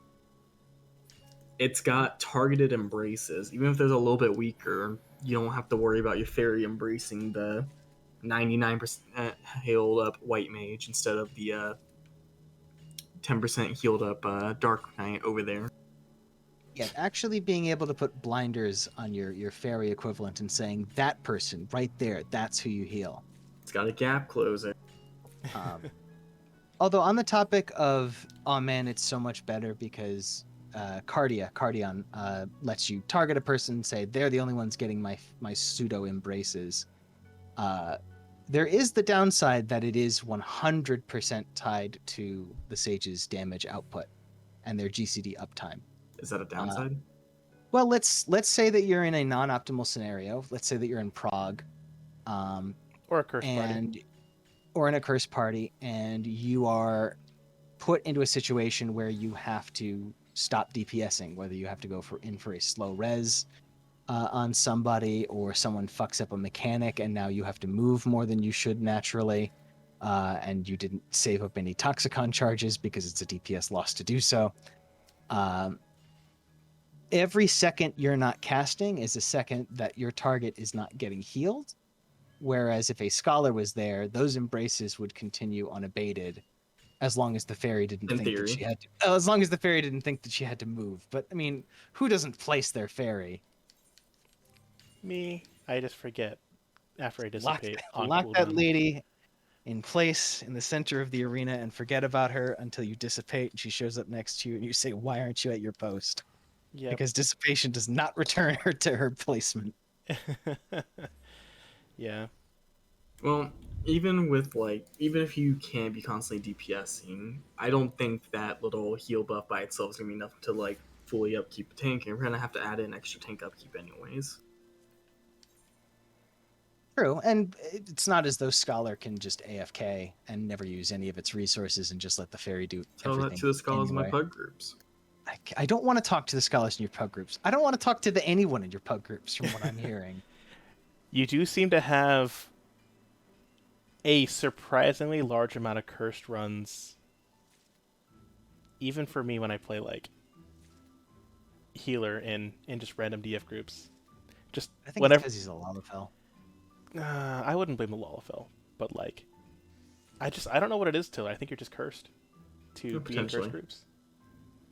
That would explain the sheer number of dogs you had to wash this week. It's probably because you shit talk EOS so much. Well, O's deserves to be shit talked. I don't disagree with you on that. Okay. So, how about this? Let's talk about the things that Sage has that aren't just literally Scholar analogs. Okay. So, they have Prognosis. Icarus. Prognosis is let me take one step back. They have the Eucrasia mechanic, which is something that Scholar does not have. Also, quick interjection. Is Scholar the only class that doesn't have an anti-tumult mechanic heal? An anti-tumult mechanic heal. Are you counting Macrocosmos as I am counting Astrologia's version? Macrocosmos. I mean, Okay. Sacred Then- Soil does damage reduction. Yeah. Sacred But Soil you're is still what gonna die. is what I would use for Tumult, but a reactive heal, a high potency reactive heal, no, Scholar does not have that. Because Sage has Panheima? Panheima is the AoE is the party wide version of Heima, and yes, they are the inherent Tumult abilities. That's the That's one the that one. shields pop and then reapply itself, right? Yes, Five up to 5 times. Yeah. They're not huge shields. They are 150 potency, which, hang on one second while I click back over to my Scholar buttons. I mean, 750 potency big shield is nothing to scoff at. That is, I believe, close to the equivalent of a single Seraphic Veil prior to the healing buffs that they're getting in Endwalker. So yeah, no, that's pretty decent. It's the equivalent of a single Seraph GCD. Yeah. On everyone, for free, every 5 2 times. minutes. I would. And if they don't use up the shields, It's you a get heal. the full potency refunded to you as a cure. I will say though, just overall that, I mean, Sage won't have as big of a shield as Scholar does, but the trade-off is that you get the shields faster. Faster shields, but smaller. Here's the thing. Let's say I can put out a shield that is 400 potency. Mhm. Let's say the Scholar next to me can put out a shield that is 600 potency. The only time that matters is if that's the difference between life and death. Which hopefully is never. Great. So we've You agreed. get in those situations, though. You will occasionally get into those situations, but is that enough to justify kind of the two things Scholar has going for it compared to Sage's kit is bigger shields and a little bit of raid utility. And if you're telling me that the big healer centric idea of these bigger shields is only going to come up very occasionally, it's starting to look like there's not a hell of a lot of reason to play Scholar. Oh, really? When Sage is there. Hmm? Hmm. Who'd have guessed? Who said that though? Especially when Sage and Scholar do share some abilities, but a lot of those abilities that they share are tied to the Scholar Fairy. So it's when I look at Sage, they can press those buttons and they go off. And they don't there's ghost, not a delay and they don't disappear. Mhm. Whereas with Scholar, you might get it. It might come out in 5 seconds. or it just disappears. No, what's that? Dell and Lewis are dead to friction because my heels Uh, didn't go out. um, Dang. I mean, I will say, like Sage duplicates the majority of Scholar's kit. But they take Every out the jank and add in cool. Yeah, every single one of their Aether Flow abilities, with the exception of Excog, is duplicated, I believe, verbatim down to the potency. Lustrate is the same as Druacol. Sacred Soil is the same as Caracol. Indom is the same as Ixicol. You mentioned that they have the same things as the fairies. That's also true. They have a Whispering Dawn called Physis. They also have a Whispering Dawn and Fey Illumination at the same time in one button press called Physis 2. The only downside there is it does not confer the 5% decreased magic damage buff, but they have so many other buttons to mitigate that. And no jank. No jank. Yeah. No jank that Little I can okay, see. little bit of jank. Because let's talk about Eucrasia. Let's talk about this concept man. of Yeah. you are basically pseudo clipping your GCDs to do essentially a one button mudra anytime you want to put your dot on, and anytime you want to use your Adlo and Sucker equivalent. It is a feels bad for sure. It looks like it feels bad. The question is how feels bad it feels when you're feeling it.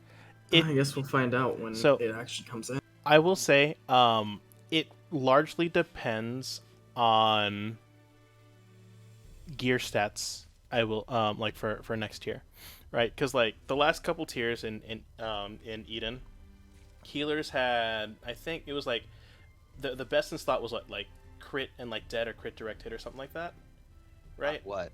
As for like best in slot gear. Oh, any piece of healer best in slot gear, you're aiming for crit dat. Yeah. So, but like, ton of spell speed. but for this particular tier, we got crit spell speed instead, right? And spell speed 100. spell speed. What's that? I said, and a lot of debt spell speed. What we got Yeah. was a fuck ton of piety, and we had to dodge it however we could. And the only way we can dodge that is through getting a shit ton of spell speed. Yes.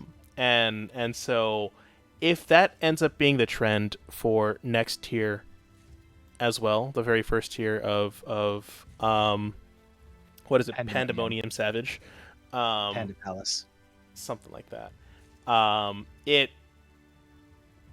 It's going to make playing Sage very, very awkward because with ninjas you don't want to have any skill speed at all because it fucks with your mudras. And then so like if you're getting a one button mudra every 30 seconds to have to reapply your dot, any bit of spell speed is going to make it feel really, really fucking awkward to reapply that dot or just to use Eucrasia in general. And I think that's the major downside, I think, to having your dot and everything else kind of be built around this single button press.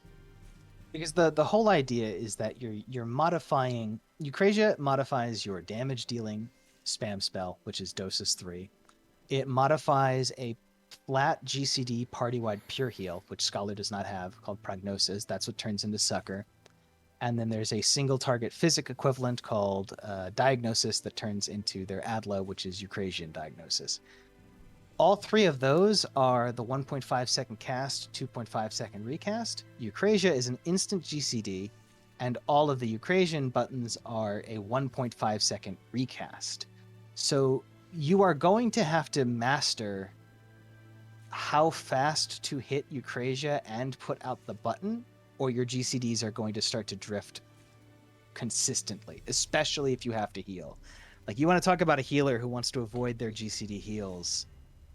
I feel like Sage is going to want to avoid them like the plague. Yeah. But you still have to keep your dot up. It sucks to be you.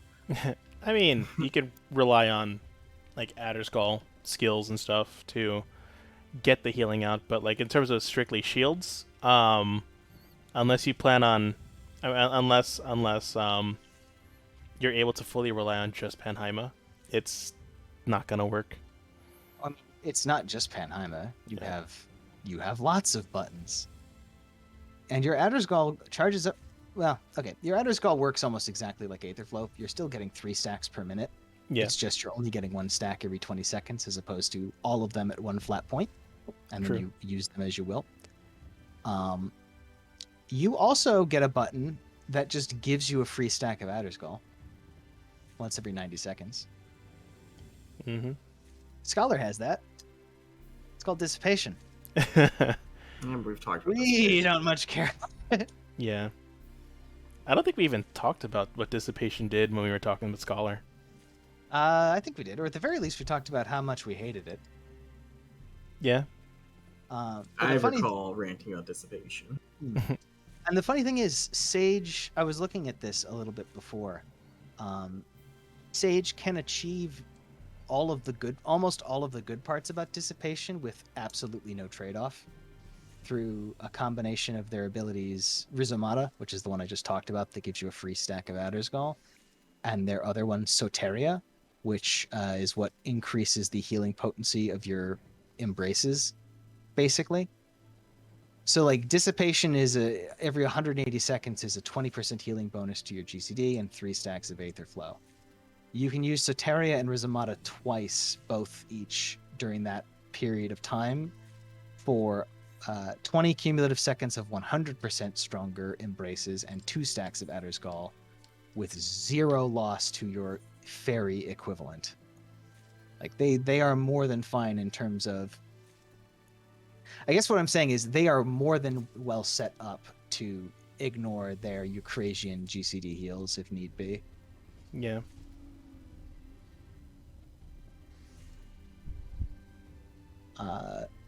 Well, on the topic of the resources, though, what do you people think about the Adder Sting resource? And do you want me to explain what that is? Let's explain what it is. I have my thoughts, but I want to kind of formulate them a little bit better. Okay. So Adder's Sting is the other resource that Sage gets to manage. And if you're familiar with Dark Knight at all, Adder's Sting functions kind of like the free charge you get when a TBN breaks. When you apply your single target Eucrasian shield, so your Adloquium equivalent, when that shield is completely absorbed, which unlike TBN, you have 30 seconds for that to happen, you get 1 stack of Adder Sting. Adder Sting is used on one specific ability called Toxicon or Toxicon 2, which is an instant cast GCD. It is a line AoE, I believe. No, it's a regular AoE. Does the exact same amount of damage as your regular GCD, and it heals your Cardion target. So it is technically a DPS loss for the same reason that Lilies are a DPS loss, because it's the same damage as your normal GCD, but you had to spend a GCD putting the shield on and waiting for it to break. But the advantage is it's their equivalent of a Ruin 2. It's an instant cast that allows for better movement.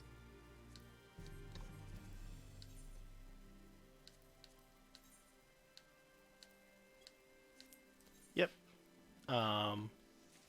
Anyone else want to take it away first before I give my thoughts? Still formulating your thoughts? I have my thoughts, but I don't want to show my hand just yet, for lack of a better term. All right, Tiller, what do you think of this version of Ruin 2? It's something that will take getting used to. Do you see yourself getting many stacks of it in combat? I suppose you won't know until you see the encounters. But like, I think of how often I single target Adlo in a fight, and I try to map that and say, if I only had that many Ruin 2s, would I be a happy camper? I mean, I already see how many Rune 2s I use, and it's, How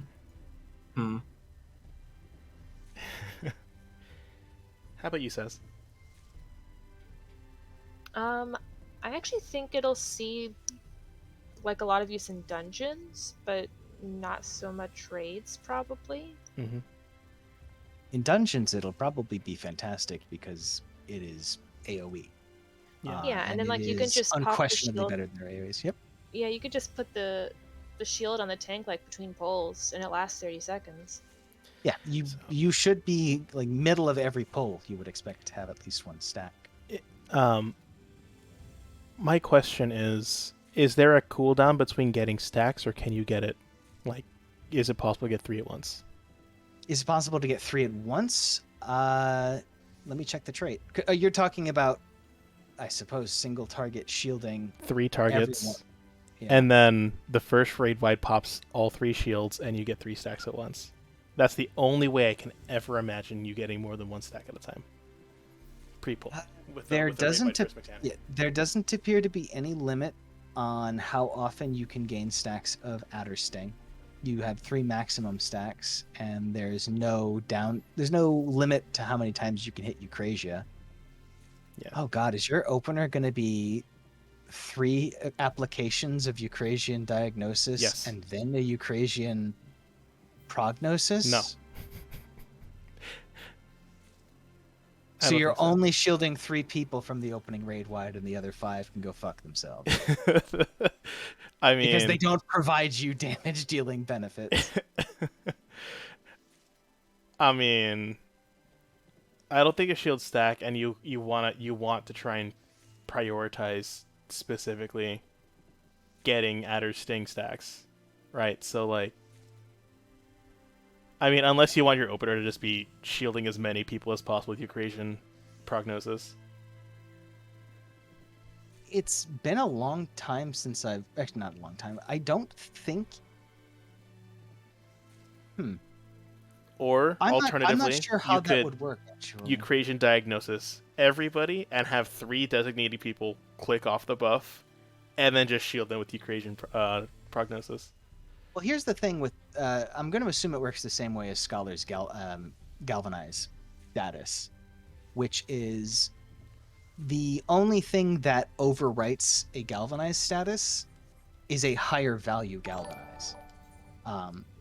Or, if you get a crit low, you overwrite naturally because it is a higher value Galvanize plus the Catalyze Thanks for the follow, status. So, if you used Prognosis first and then used Diagnosis on your 3 select targets, it should overwrite the Prognosis shield entirely.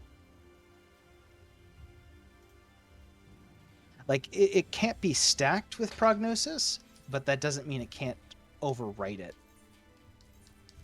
Yeah. So, yeah, no, I think if that's the way you're going to be handling it, it sounds like Sage's opener is going to be fucked. Yes. Eucrasia Prognosis, Eucrasia Diagnosis again, and then again for good measure.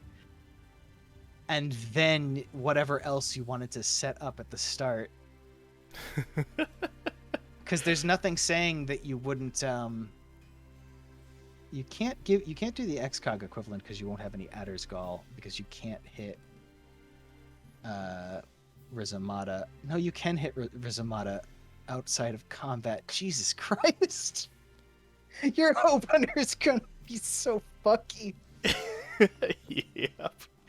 Sages are gonna need like a 25-second opener. That's fine. Is it? Are you sure? No. Actually, okay, no. Let's actually be real and talk about what I just said. Who here finds it a little irritating when you die, you're about to start another pull, the Astro pulls a card and says, "Okay, 15 seconds, please." Oh man, that's kind of killing the mood. But I feel okay, attacked. We want full power divination. I feel so attacked right now. Yeah. Okay, huh? Wait for next expansion where you die, come back. The Sage glows for a moment and says, "Okay, I need 90 seconds." Why wait 90 seconds? Why not wait the full? Why not wait 180 so that you can start with 3 full stacks of Adder's Gall? Yeah, exactly. Because you have no energy drain equivalent and you don't need that many heals. You have no way to turn Adder's Gall into damage. I'm sorry. All right, Amita, you like that 100k Confiteor though. You know Could it. you imagine though? Oh, my phone booped. Okay, it was nothing. 180 seconds before every pull that includes a Sage who wants to play optimally. They'd kill you. Oh my god. Parse They runs. they would burn you in effigy. Well, it's gonna be a nice form effigy with my orange parse. It's not going to be 180 seconds though, is it? It's not. You would I don't hit it think at so. 0, 90, at 180. If you wanted all 3 stacks at the start. You could theoretically Not do that? wait Sure. 165 seconds instead. Are you familiar with the term cold comfort? All right, so we've confirmed that Sage requires a minimum of 165 seconds before every single pull. Well, 165 They seconds and then the countdown, and then and then the countdown, Yeah. which is 25 seconds because they have to sucker the party and then add low 3 lucky customers so that they can get 3 stacks of Toxicon 2 to ensure that they have a proper amount of free movement. Yeah, Sage just sounds. Fucking, I changed my mind. You have to play Scholar next tier. Because I don't want to either, but I don't want to have to deal with this. Well, that's I okay. mean, If you're playing a shield heal, I'll just play Astro. in a real world scenario, I think I would probably just ask for. No, I probably would just pop Rizamata pre-pull and then wherever I get it, like it's whatever. Like unless there are fights that require you to just get 3 stacks of Adder's Gall at the beginning. Like, might as well just start off each encounter with 3 stacks of Adder's Gall if that's the case. Yeah, but Essie's not going to do that. Like, I get what this is, in a way, because you get it at the exact same level, so it's not hard for me to draw the connections. It's supposed to be recitation. Yeah. The difference being that Adder's Gall can be stocked. Recitation is a status that only lasts for a certain amount of time, and after you use it to put on a forced crit low or crit sucker or an excog, you only have a certain amount of time before those effects wear off. So these 2 abilities, one is much more ripe for abuse. It also fucking sucks because with Recitation, all I can really do is either start the fight with a forced crit low deploy or an excog on the main tank, but you're going to be able to start the fight with Sacred Soil in place. I actually don't know what button that is. I, again, did not take a very close look at Sage. Caracol. Gained at level 50, lasts the same amount of time, has the same recast, provides the same damage mitigation, and has the exact same regen if potency. It also restores 5% of your maximum MP every time you use it. You literally have Sacred Soil. I agree, Neko. I doubt the pre-pull stuff will stick around. They clearly hated how Aetherflow held pulls up for Summoner Scholar. All they have to do is make it so that you can't use it out of combat, and we're done. I don't imagine pre-pull Rizamata sticking around, like, at all. I would actually request that they change that. Just so that we don't beat you up? No, because if you're gonna bitch about anything, you're gonna bitch about how I get that, and Scholar doesn't, and I don't want to fucking hear that shit. I can still bitch about how you were ever even thought of as going to get it. Don't underestimate my ability to hold a grudge. Tiller's been hating on Scholar for years. I aspire to his levels. Teach me, Sensei. What other fucking buttons does Sage have? They have a gap closer, because fuck you. I got the Giant Warrior old ability. Sorry, which one's that? That's the laser that heals and does damage. Unless I misread it. Oh, yeah, Numa, I think. Numa, yeah, their capstone ability. Yes, that is a line AoE, same potency as your normal GCD, except it's AoE. So as far as the damage goes, it's exactly like Macrocosmos, but it's an indom to everybody. It's 20 seconds of Troubadour, and it's a heal to your Cardian target. It's very nice. Although, yeah, no, it's just very nice. I feel like that's an ability that you're going to be very easily able to maximize usage of, unlike, say, Lilybell. Yeah.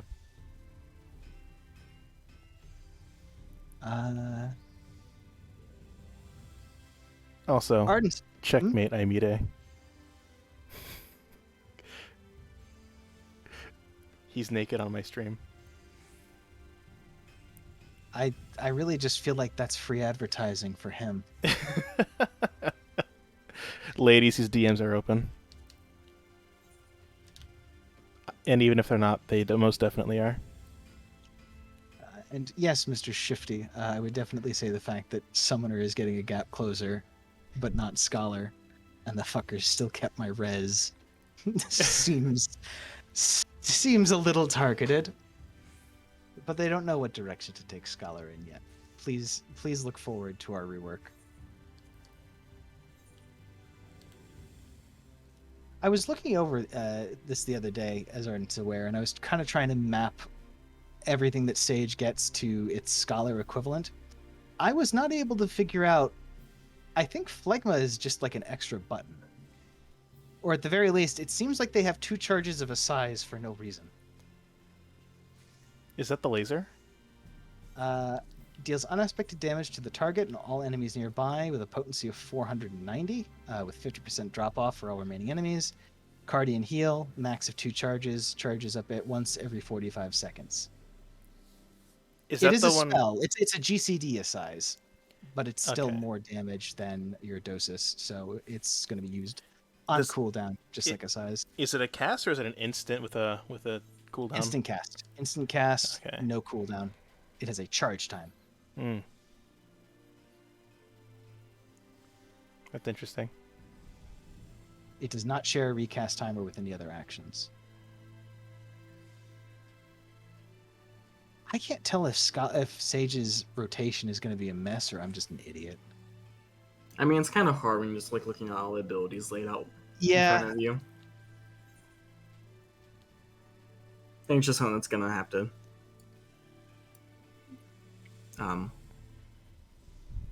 help words.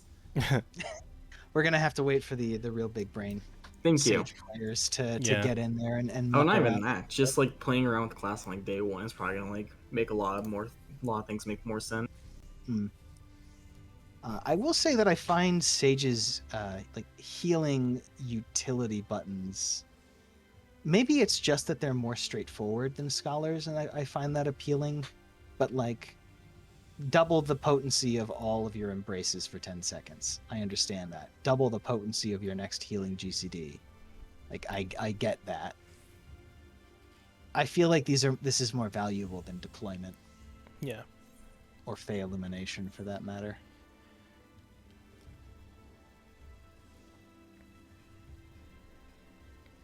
I will say that their single target mitigation that they're getting in the 80 to 90 range doesn't really excite me. They're just getting Nature's Min. You can't give them everything exciting. That's Pretend like you still care about Scholar. Yeah, gotta Right? fucking hold back just a little bit. Speaking of care about Scholar, Tiller, what are your thoughts on Pepsis versus emergency tactics? Pepsis. That's one that I said emergency tactics should be, right? For those of us that don't know, could you explain? Yeah, sorry. So how Pepsis works is it checks to see if everyone in the 15 Yalm radius of you, if they have any shields granted by you. That would be diagnosis or prognosis. It then removes those shields and gives a flat cure potency to anyone who gets a shield removed. It's 450 for anyone who loses a diagnosis or ADLO, and it's 350 for anyone who loses a prognosis, which is the people losing the prognosis heal. It's a little weaker than say an Indom, and the people losing the diagnosis are basically getting a free physic.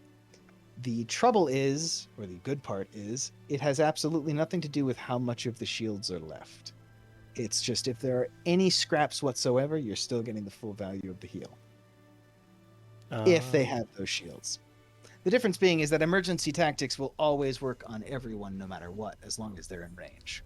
Because what emergency tactics does is it takes the next spell you would cast that would give a shield, and it turns the shield value into health. Meaning ET is actually going to be even better next tier with the shield buffs. I didn't really think of that.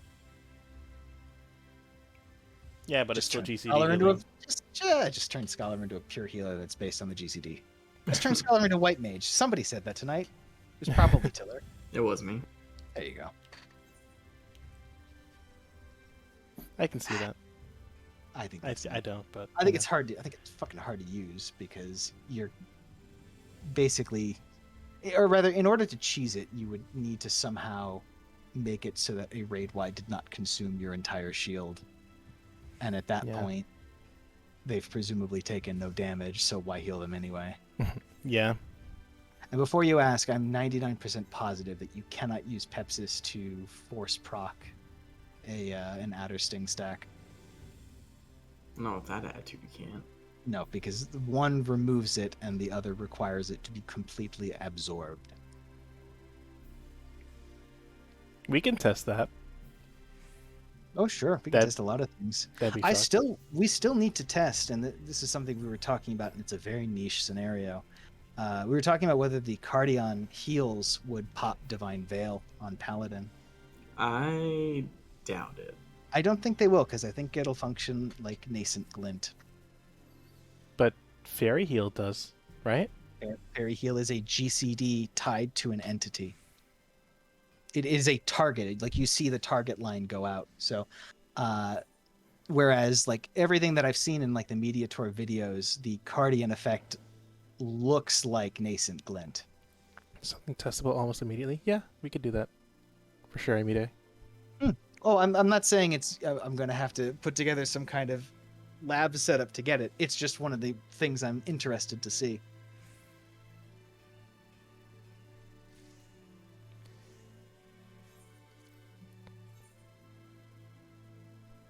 I'm also sure a million people will beat us to it. I mean, you can test it with Tiller like right away because he's unlocking Sage. So you can be the first to test it and confirm it. The world first Divine Veil testers. And then maybe you can also explain to me how the healing changes to Divine Veil actually apply, because I'm not 100% sure after reading the tooltip. Yeah, I mean, just like overall, I think it's kind of universally accepted that most people are looking forward to Sage. But I don't know. What, you don't know? Are you no longer looking forward to Sage? No, it's not that. I'm trying to kind of jump off from there. I was like trying to. Tired of talking about Sage. I mean, all this talk right now is still pure speculation, right? Like, we're not entirely certain that. Well, some of it's everything's barrier understood. speculation. Yeah. But what I was gonna say is just like, kind of after going over all these healer changes and stuff now, do you imagine people still like wanting to be like, I mean, is everyone here still planning on maining healer next X pack, like going into Endwalker, right? Like, first day of raid comes in, normal raids or whatever, right? Are you still pulling up as a healer regardless of like what changes have happened? Fuck no, I'm going Red Mage.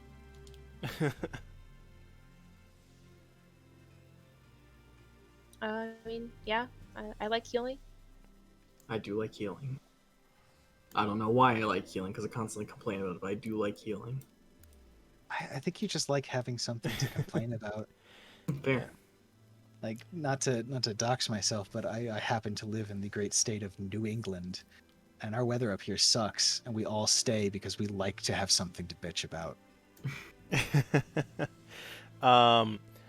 Yeah, I think this is also just like a more general healer thing, because like, I mean, SE's kind of talked about it too, just regarding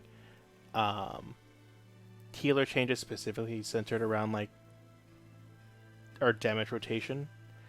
Do you think anything needs to be changed at all to healers just as a whole, in terms of like damage rotation and whatnot? I've talked about this with Brad a lot, too much. Oh, yes, okay. And You're I was kind of talking about interested in people hearing who your input on it. You're talking about people who think that healers need even something on the level of like a black mage rotation. specifically for their DPS. That's the example you kept giving me, just to loop it into the overall conversation. I do think it would be nice to have a little bit more DPS.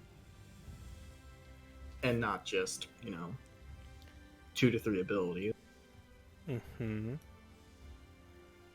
Before I go into my thoughts, I want to hear if you're able to kind of, or if that's the end of your thought, like, cool. But like, if you wanted to elaborate, I very much want to invite you to have the chance to. Me? You, Saz, anyone? Because I have a very specific take, but that's just me. I think there's any problem with adding, like, just a little bit more stuff to do for a class in your downtime between healing. It's not the most interesting to constantly be pressing your broil button over and over again. Well, so I'll put it like this. Let's say that they take the path of saying, all right, if that's what you want, we'll double up on what you do. Every healer will get a second dot back again, and every healer will have the potency of their current DPS spam spell nerfed slightly, but each time they use it, it will make another DPS spell light up, and that one does slightly higher potency. So you're keeping up 2 dots, and now you're constantly bouncing back and forth between Glare 3 and Stone 5, let's say. Have they actually made your job any more interesting by doing that? Well, I don't And think adding a that's not a second trick question. That's spammable GCD would. Okay. So let's then instead say, all right, everybody gets an off global that's as awesome as a size. You just have one more button every 45 minute or seconds. so, 45 seconds, 30 seconds or so to hit. It's better than nothing. Yeah, it's better than nothing, but It's a band-aid.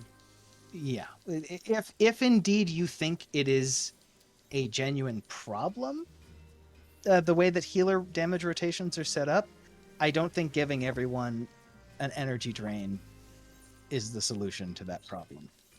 Yeah. Speaking as a scholar, former scholar, future red mage.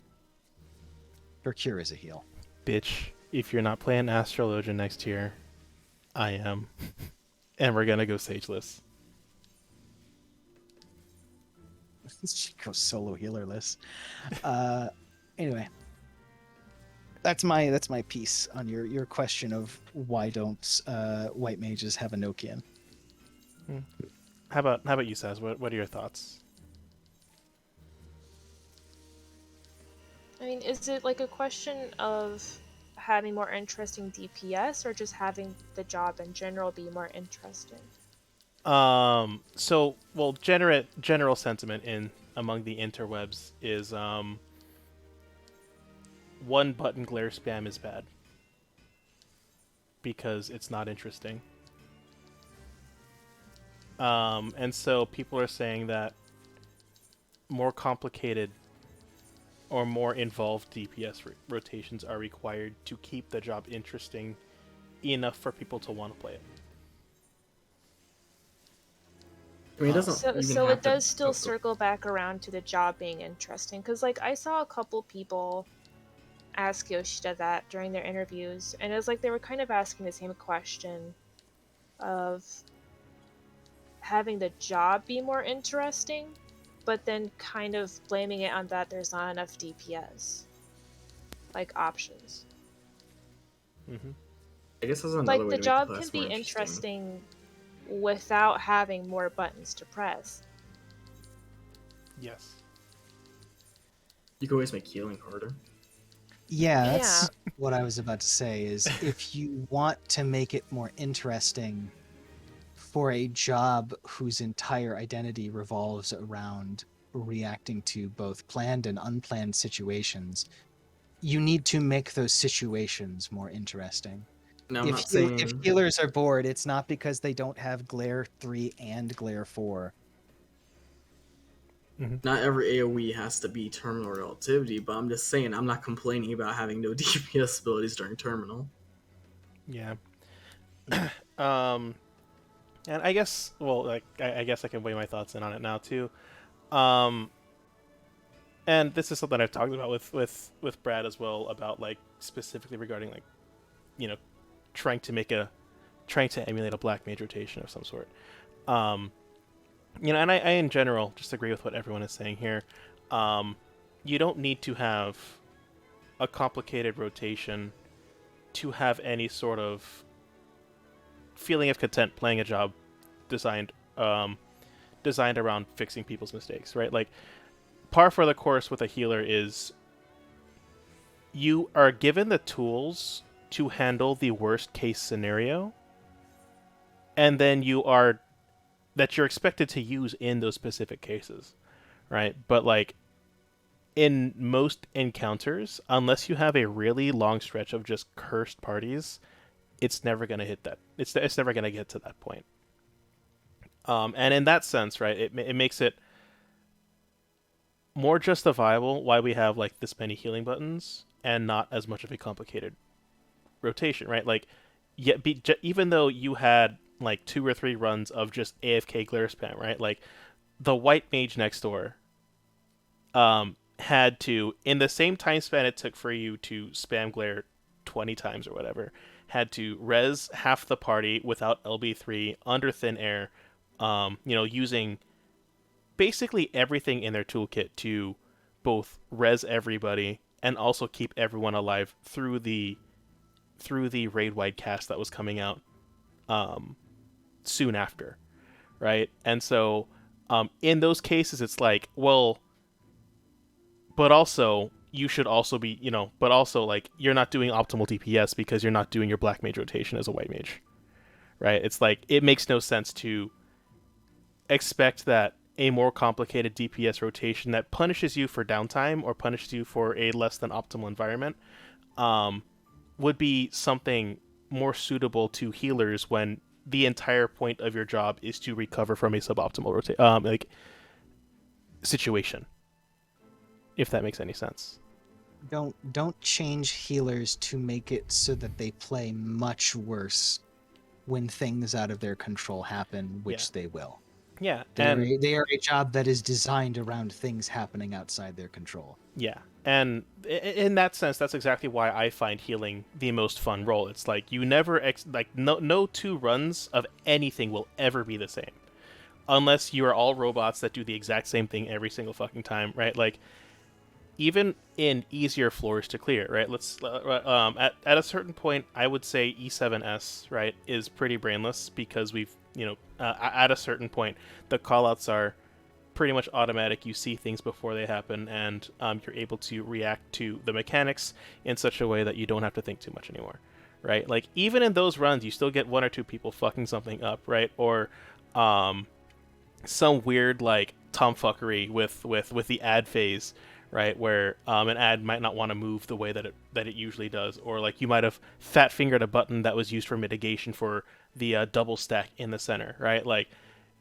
in those cases, you still have extra buttons to be able to recover from that situation so that you don't die to the next raid wide being cast, right? And so it makes little sense to me to also add a layer of difficulty, an added layer of like complexity to your rotation when you're still handling those situations in the first place, right? Like I understand the need to have something else added, and this is the thing that like I think Scholar's missing too. It's just like it's missing something to make it feel satisfying to play, right? Like you're making trade-offs between popping energy drain or using your abilities to heal the party, right? But because energy drain isn't the flashiest ability, it's not satisfying to use, and if you use anything else other than energy drain for your aether flow, that feels bad too because you're losing potency, right? And that's not satisfying either, right? So I think the overall idea is that there needs to be some sort of additional way to kind of show skill expression without necessarily forcing healers into a role that they were never designed to fill, I guess is what I'm trying to say. Right. skill expression for the healers should not come down to saving their ley line equivalent or something like that, at least in my opinion. I think it goes back to saying that I want healing situations to be more involved, more complicated, more weird, because I think the best chance healers have at feel good skill expression is going to come down to using tools against mechanics that seem designed to force you not to DPS, and you beat them and are allowed to DPS, Yeah. rather than just being able to DPS more and more and more. Yeah. Imire is saying, what if healers had no GCD heals and it was all on the OGCD, and your damage was all on GCD? I have one question that I want to have answered before I respond to that, and it is, are all of their OGCDs structured the way that they are now, where they all have some sort of cooldown or resource setup? Okay, so we would have some kind of spammable OGCD heal for, say, early levels or when things goes really south, and no matter how well we use our OGCDs, they're still going to hit a point where I have to cure 3 my way to victory. Spammable but fairly weak, yes. To be honest, I think I'd have to have it in my hands Yeah. and play some content with it before I can make an answer, because I would definitely prefer that. That's half the reason why I'm swapping to Astrologian to begin with, as opposed to sticking with White Mage, which I was initially more familiar with. Because all my time on Scholar has made me very accustomed to handling my healing needs on the OGCD. Yeah. I would say, personally, it would have to depend on what they decide to do for healer damage rotations in that sense then, because, like, you know, then it gives people, like, oh, there's no excuse now, SE, you know, give healers a complicated damage rotation. I'm sitting here thinking, like, playing as a black mage, I still have to react to the procs and make sure they're out on time, and that's just through damage, right? Like, imagine having to work through your damage rotation, something out of the expected happens, and you still have to heal that, right? Like, someone sends in bad, and they're an essential dignity away from, like, being able to save them from the next raid fight. Like, it unless you have the reaction time of a god, I would have a hard time being able to react to, okay, I still need to push this next button in my rotation. Then single target tab this person to be able to pop my last second heal to be able to keep them alive. And in that sense, I think it feels like too much like requirement just based off of the healer to have to pull something like that off. Yeah, and then like at that point, it just kind of lead to more like toxic interactions, because like if a black mage, you know, if another DPS in their group dies, that doesn't affect the black mage at all. But if someone else, you know, messes up something and you're the healer, now you have to drop your entire DPS rotation, fix them, try to get your rotation going up again before something else happens. Well, if you can't handle a complicated DPS rotation while also dealing with terminal relativity, then you shouldn't be playing healer. Said no one ever. I can barely handle terminal as it is. So I don't even think I DPS during terminal. So what it comes down to then is either we need more terminal relativities, or if they're not going to give us that, then maybe they should look into complicating our DPS rotations ever so slightly. I don't think healer rotation should be complicated. Maybe add a few more. I don't think they need an actual rotation. No, I would never like support like spell combos. I've definitely seen people saying that healers need actual rotation. Yeah, I've seen that too, and it's stupid. I agree. Yep. I'm glad. I feel like most people who say that are just unfamiliar with the role. Not even just the role, but the range of situations that the role has to be able to interface with, or it simply can't do its job. Like, you Arden said this already, but you have to have a kit that is designed to deal with the absolute best and the absolute worst of players. And just I feel like any DPS rotation would suffer to a frustrating extent Mhm. when interfacing with that. Like this Mhm. is a hyperbolic example, but like imagine if instead of the caster DPSs having free reses that they can throw out whenever, what if some of the melee DPS had like a close range ability, like in a, I don't know, fucking Overwatch or something, not Overwatch, Apex, where you can run up to someone and like pick them up off the ground, and there's like an action interact bar that has to fill. Like, how many melee would love disengaging from the boss to go force pick up a summoner who died on the spot? Like, you can't maintain your rotation if that's the kind of stuff you have to deal with. Summoners don't even want to use their swift cast for res, Eh, and they, they're almost the closest thing to a healer that you can get. fucking red mages don't want to use their, well, okay, in pugs, red mages want to use their reses all the time because it's free comms, but fucking make my res give me white mana and we'll talk.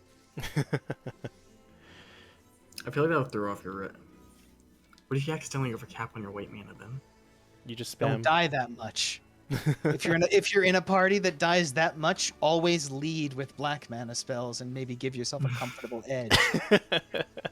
Yeah. That's called fight specific optimization. Black Mage has been gushing about it for years. It's about damn time Red Mage got some of its own. Optimizing solely around cursed pug groups in EX farms. Here we go. More terminals does mean Lilybell gets better, but I'm not even talking about, like, Terminal and Burnished Glory are probably my favorite mechanics from this tier, but they both come down to the same thing. We're going to hurt all of you a lot really quickly. I will say, like, for as much bullshit as it was to prog through E11S, I really, like, going back into E11 normal, I missed the bleed from Burnished Glory. And the only thing that you get is the Thunder Dot Yeah. from the Lightning Bound of Faith, and even that's more of an irritation than anything because you occasionally, because it's random, Yeah. and you don't know which of you needs to save more healing tools, or you don't know if the pug is actually going to pay attention. But like next tier, give us fights where from the get go both tanks are getting autoed the entire time. Maybe it's Bob Ross. one of the He's- one of the gods has two heads or what have you, and one of them is always breathing fire at the off tank. I forget that you didn't play through the first tier of Eden because that's exactly what Leviathan did. Neat. Do that more.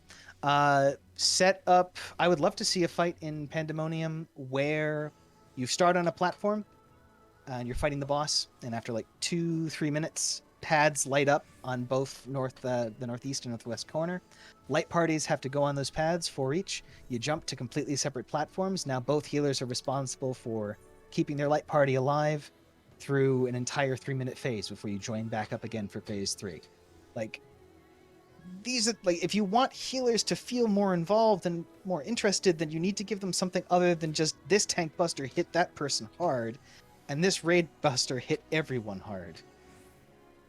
Yeah. I hear stories about healing heads up to full or whatever the fuck back in 09S. That sounds fascinating. I've never had to do anything like that. In 09S, the We point had was to that let your too. DPS die. That was the really cool mechanic because, like, if your DPS didn't die, like, go down to 1 HP, they would actually die. That's fucking awesome. Granted, I didn't experience it. Maybe it was a nightmare and you tear your hair out over Which one was 09S? Chaos. Oh. Remember the mechanic during Crystal phase, the ball phase, where like the DPS had to die, otherwise. Yeah, if I suckered there, I'd wipe the party. Yeah, exactly, Awesome. exactly. That shit was awesome because like you had to know when to do your job at exactly the right time, and I wish there was more of that. I don't need combo actions off of energy drain. I need more situations like that. Yeah. Alright, hear me out, not Brad. even this. The Not, I solution mean, to fix Scholar. okay. Hear me out. You ready? Mhm. Energy Drain 2. What the fuck? All right. You know what, Taylor? I hear what you're saying, and I like the energy. I like the passion. I just don't like the vision. We have to go straight to energy drain 3. Yeah, I'm just okay be with like, that. holy, just skip right through. Just skip the fuck past it. Energy Drain 2 is it's a dead end. It's a pipe dream. It's some dead end lot in Aruba. No, we're going straight to Energy Drain 3. Energy It's gonna do Dringa. 100. It's gonna do 120 potency, and it's gonna take 2 stacks. That'd be really funny.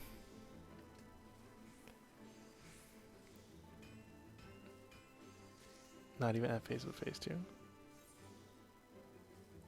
Yeah, Energy Drainaga.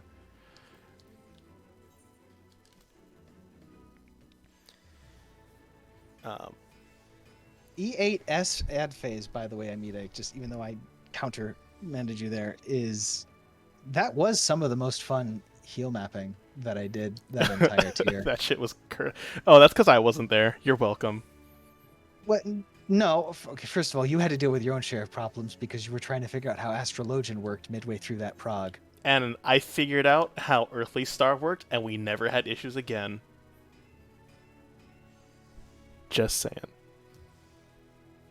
Splitting the party. You know, up? like Oh, yeah. figuring out situations where you could stand in the corner in Art of War and catch 2 of them. But if it was 2 electrics, you were going to start hitting yourself in the face really, really hard. So make sure you don't die to that.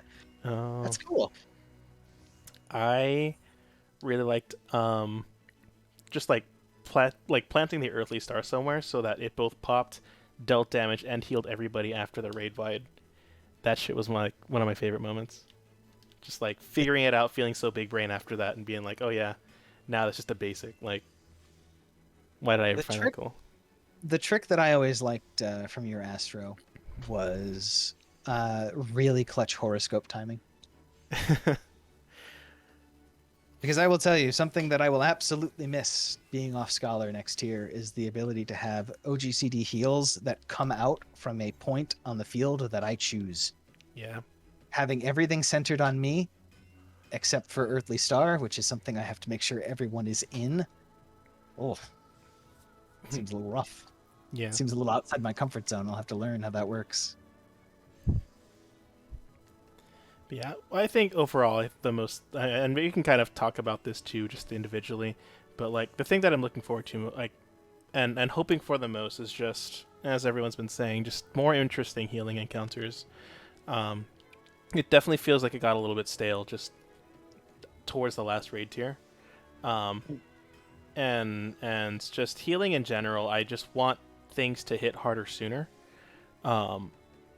Because, you know, we're given all these tools and we should be expected to, you know, be okay with not having to use them all in most encounters. But, like, especially towards the last tier of, like, an X-Pack, I want, like, by then you should know how your job operates and you should be expected to perform at a higher level in the highest raid tier, right? Like, if we're going into Savage Raids, I want things to start hitting harder at around, like, floor 10 and not the end of floor 11.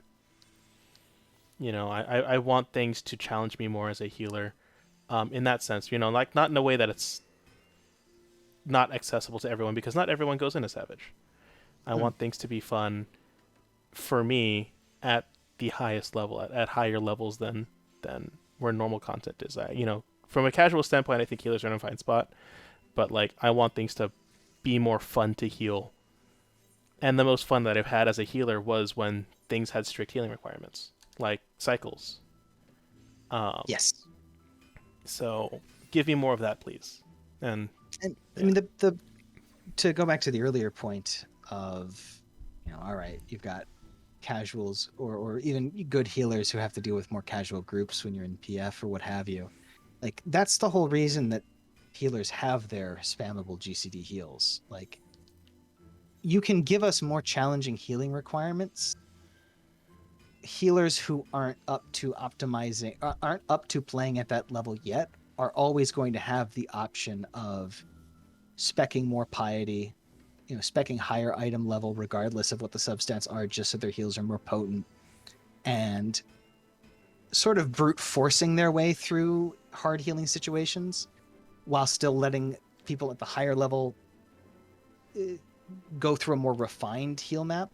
Like, those two situations can coexist. You can have nuanced healing situations that reward good play and reward skill expression, but aren't impossible or impenetrable for less optimized groups. Mhm. It's the entire reason why healers are the only one that have that type of spammable roll ability. Tanks do not have spammable mitigations in case they fuck up the timing. Mhm. Outside of Paladin's Clemency, I suppose, but that's only spammable up to a point. And you can only second wind so many times as a DPS. Once, Exactly usually. once every And then 2 you're minutes. dead. Yeah. If you were Yeah. relying on that, you are probably dead. Yeah. But I don't know. What are some things that I guess like everyone else is looking forward to or like hoping for next X pack as a healer? I do need to step away for just a quick Sage second. should I'll be be right fun. back. Say it should be fun. What do you mean by that specifically? Just have the class feel like it has useful abilities. Yeah, Yeah, like just like have instances that you can like use the kit to like the fullest. make my healing feel actually significant. I mute it, says he's looking forward to Probably. hearing what you have to complain about. Fuck up me day. How about you, Saz? I guess probably not just looking forward to, like, specifically, like, I guess harder healer interactions, but just, like, more interesting fights in general. Like, fights that use the arena, like, as a whole for something instead of just, you're just standing in one little corner and you just stay there for the whole fight. Like, I really like E4S. Just because of all the interaction with the arena, and it was very clear, like, where you could stand for things because everything was a square. I think I agree with you, and I think that more people should experience stuff like that. I kind of missed. I kind of wish that specifically the colored portions of E4S like somehow made their way specifically into the normal version of the fight.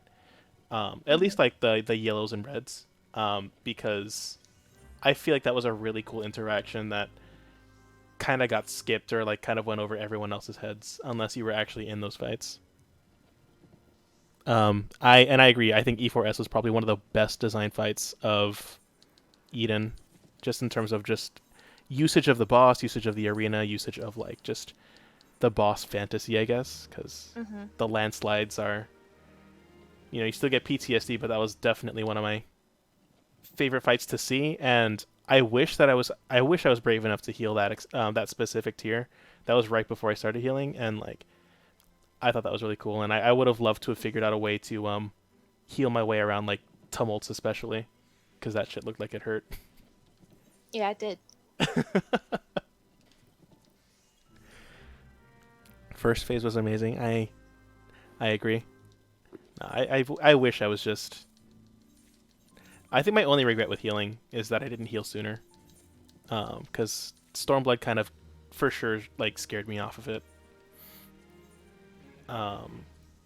Just with how involved you had to be with rotation, even then, and it was kind of, for sure, a lot cleaner, a lot simpler than even Heavensward. So, you wish the entire fight was as fast as Phase 1? Yeah, I can see that. I thought especially with like the raised and lowered floors and stuff too, that's pretty neat. I've come back. Welcome back. Saz has reminded me that I very much look forward to your reaction to E4S tomorrow. My reaction to E4S. And yeah, like, cause like, it is very fast paced, and I think in my opinion, and yeah, in my opinion at least, like, it was definitely designed the best. And Saz was talking about it in terms of like utilizing the arena in such a way that makes it interesting, right? Because we've been in our fair share of E4S normals, so like Yes, think of as it. a matter of fact, we have. But like think of like the arena usage from that, and then dial it up to 11, and like that's E4S, and that's in my opinion the best designed Eden fight. I feel like in all of Shadowbringers. I mean, at risk of disappointing Saz, I'm aware of most of what happens in the fight. I was just never in it myself because I didn't start raiding until the next tier. The answer is yes, Soul. Yeah, it was just something that I'm kind of like looking forward to, that hopefully they add an Endwalker, that we get more fights that use the whole arena in like interesting ways than just stand here and then move over there and then move back. I would appreciate that. Out of curiosity, when the platforms get raised and lowered, and sometimes you have to drop down, does that break line of sight to other party members? I don't think so. Like, can you still heal people who aren't in your segment? You can definitely target the boss if you're in the back. Well, the boss is towering over you. I think it's that you can target the boss, but you can't target your party members on the other side. Okay. I think. I don't remember exactly. Interesting. If you don't remember, then I'm guessing there isn't a shit ton of damage that goes out during that phase. Yeah, You not keep really. line of It's sight like is what Neko usually says. you heal like when all the You keep platforms bonus? lower back down. It's just range. Okay. Well, as long as I tell the fairy to stay up topside, she should be fine. Oh, are you actually going to be going Scholar? Did you actually want me to go Astrologian? If you need to get practice, right? Hey, I've been in. I was in an Innocence fight on Astra and a Titania fight. Can't argue with that. So there you go, ready for Savage. I mean, those were the only two EXs until the first tier of Savage, so you're right on track. There you go, exactly. So you're gonna have I'm to. 100. Oh wait, no, I'm digging my own grave. Yeah, I I'm know. establishing why I'm justified. Okay. No, I want to make sure that I have I want to make sure I have points up on the scoreboard for Scholar in all fights. You can't though, because I know.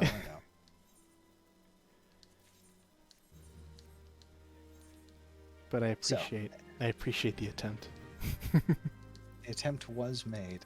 Yes. So at the end of nearly 2.5 hours, I believe what we've established is White Mage is going to enjoy the 1.5 second cast time. Sage looks fun. Astro should go to Vegas, and we want more E4S. Notice you didn't say anything about Scholar. Neither did SE. Oh my god. So mean. Cry. You're the ones being mean, not us. Fair. Scholar was given expedience so that it could get itself to the trash can quicker. But yeah. On that note, I do think that this does mark the end of the podcast segment of stream. On that note, I am beginning to lose my voice. I mean, you've been doing most of the talking tonight. It was your job to stop me from doing that. I mean, it was your job to guide us through the conversation, and I pretty much like exactly how this went out is exactly how I thought it was gonna play out in my head. I don't know if that's a good thing or a bad thing. We'll discuss it after the call. In private, as adults. Yeah, sure. But yeah, I mean, I would say I learned a lot just from this 2 hour, a lot more from this 2 hour conversation about like You never would have known about the 165 second Sage opener. Oh my god. Day one patch, I'm telling you.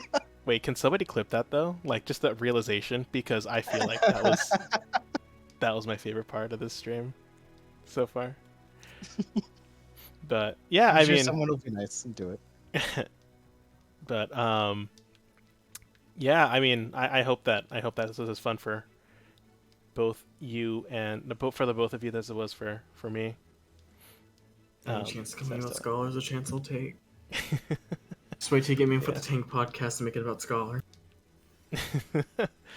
I mean, I still have to reach out to everybody for all the other roles: melee, tank, Black Mage. I would love to get Oso and Del like in a room together, and just have them gush about Black Mage for like 2 hours straight, because they would do that.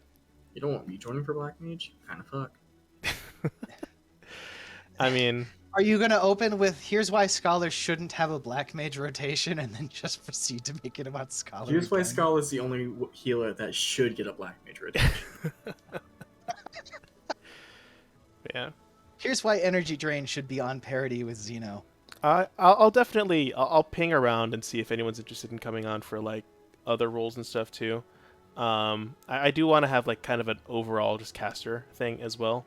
Not just black mage, but I think black mage, especially with both need of to our find resident people black who know mages, is the gonna other ones. be I think probably Cass is the only one I wouldn't be able to help with. yeah. It's okay. But yeah, I wanna continue this kind of ongoing series and have it as kind of a thing to look back on from when we're transitioning from Endwalker to beyond, whatever it is. Right. When we get all the way to the end of Endwalker and you're a Gunbreaker main and I'm dead. Nah. If anything, I'd probably go back to playing Samurai or just play Astrologian again. Because, even if I'm not going to be rating as Astro, I still want to learn how to play it. Roll a die. Every single time that you start the pull, roll a d20. Add your wisdom modifier to it, and cry. But for me, Yeah. there'll be tears of joy. I am looking forward to the RNG aspects of Yeah. Astro. I think they're going to be fun. That's good. I think it'll be fun too. But I think I want to do a little bit of a review for myself personally after this little podcast of ours is done, which means I do think I'm going to end the stream probably a little bit on the earlier side, probably end it here. As much as I did love talking to everybody and interacting with chat tonight, I do want to kind of give myself at least a day to kind of chill. I've been pretty rigorous with my streaming schedule for the past like 3 or 4 weeks, so yeah, I think for now I'm just gonna call it here. But I really appreciate everyone showing out for the stream tonight, and I will be streaming again our E4S Prague tomorrow. Prague clear, same difference. Honestly, Whatever we're gonna it clear ends it. up being, Yeah, the pain, yeah, but the pain and the pleasure. I want to clear at least enough times to get everybody them out. So, yeah, thank you so much. I'm going to be ending the stream here. So have a great night, everybody. Nighty night all.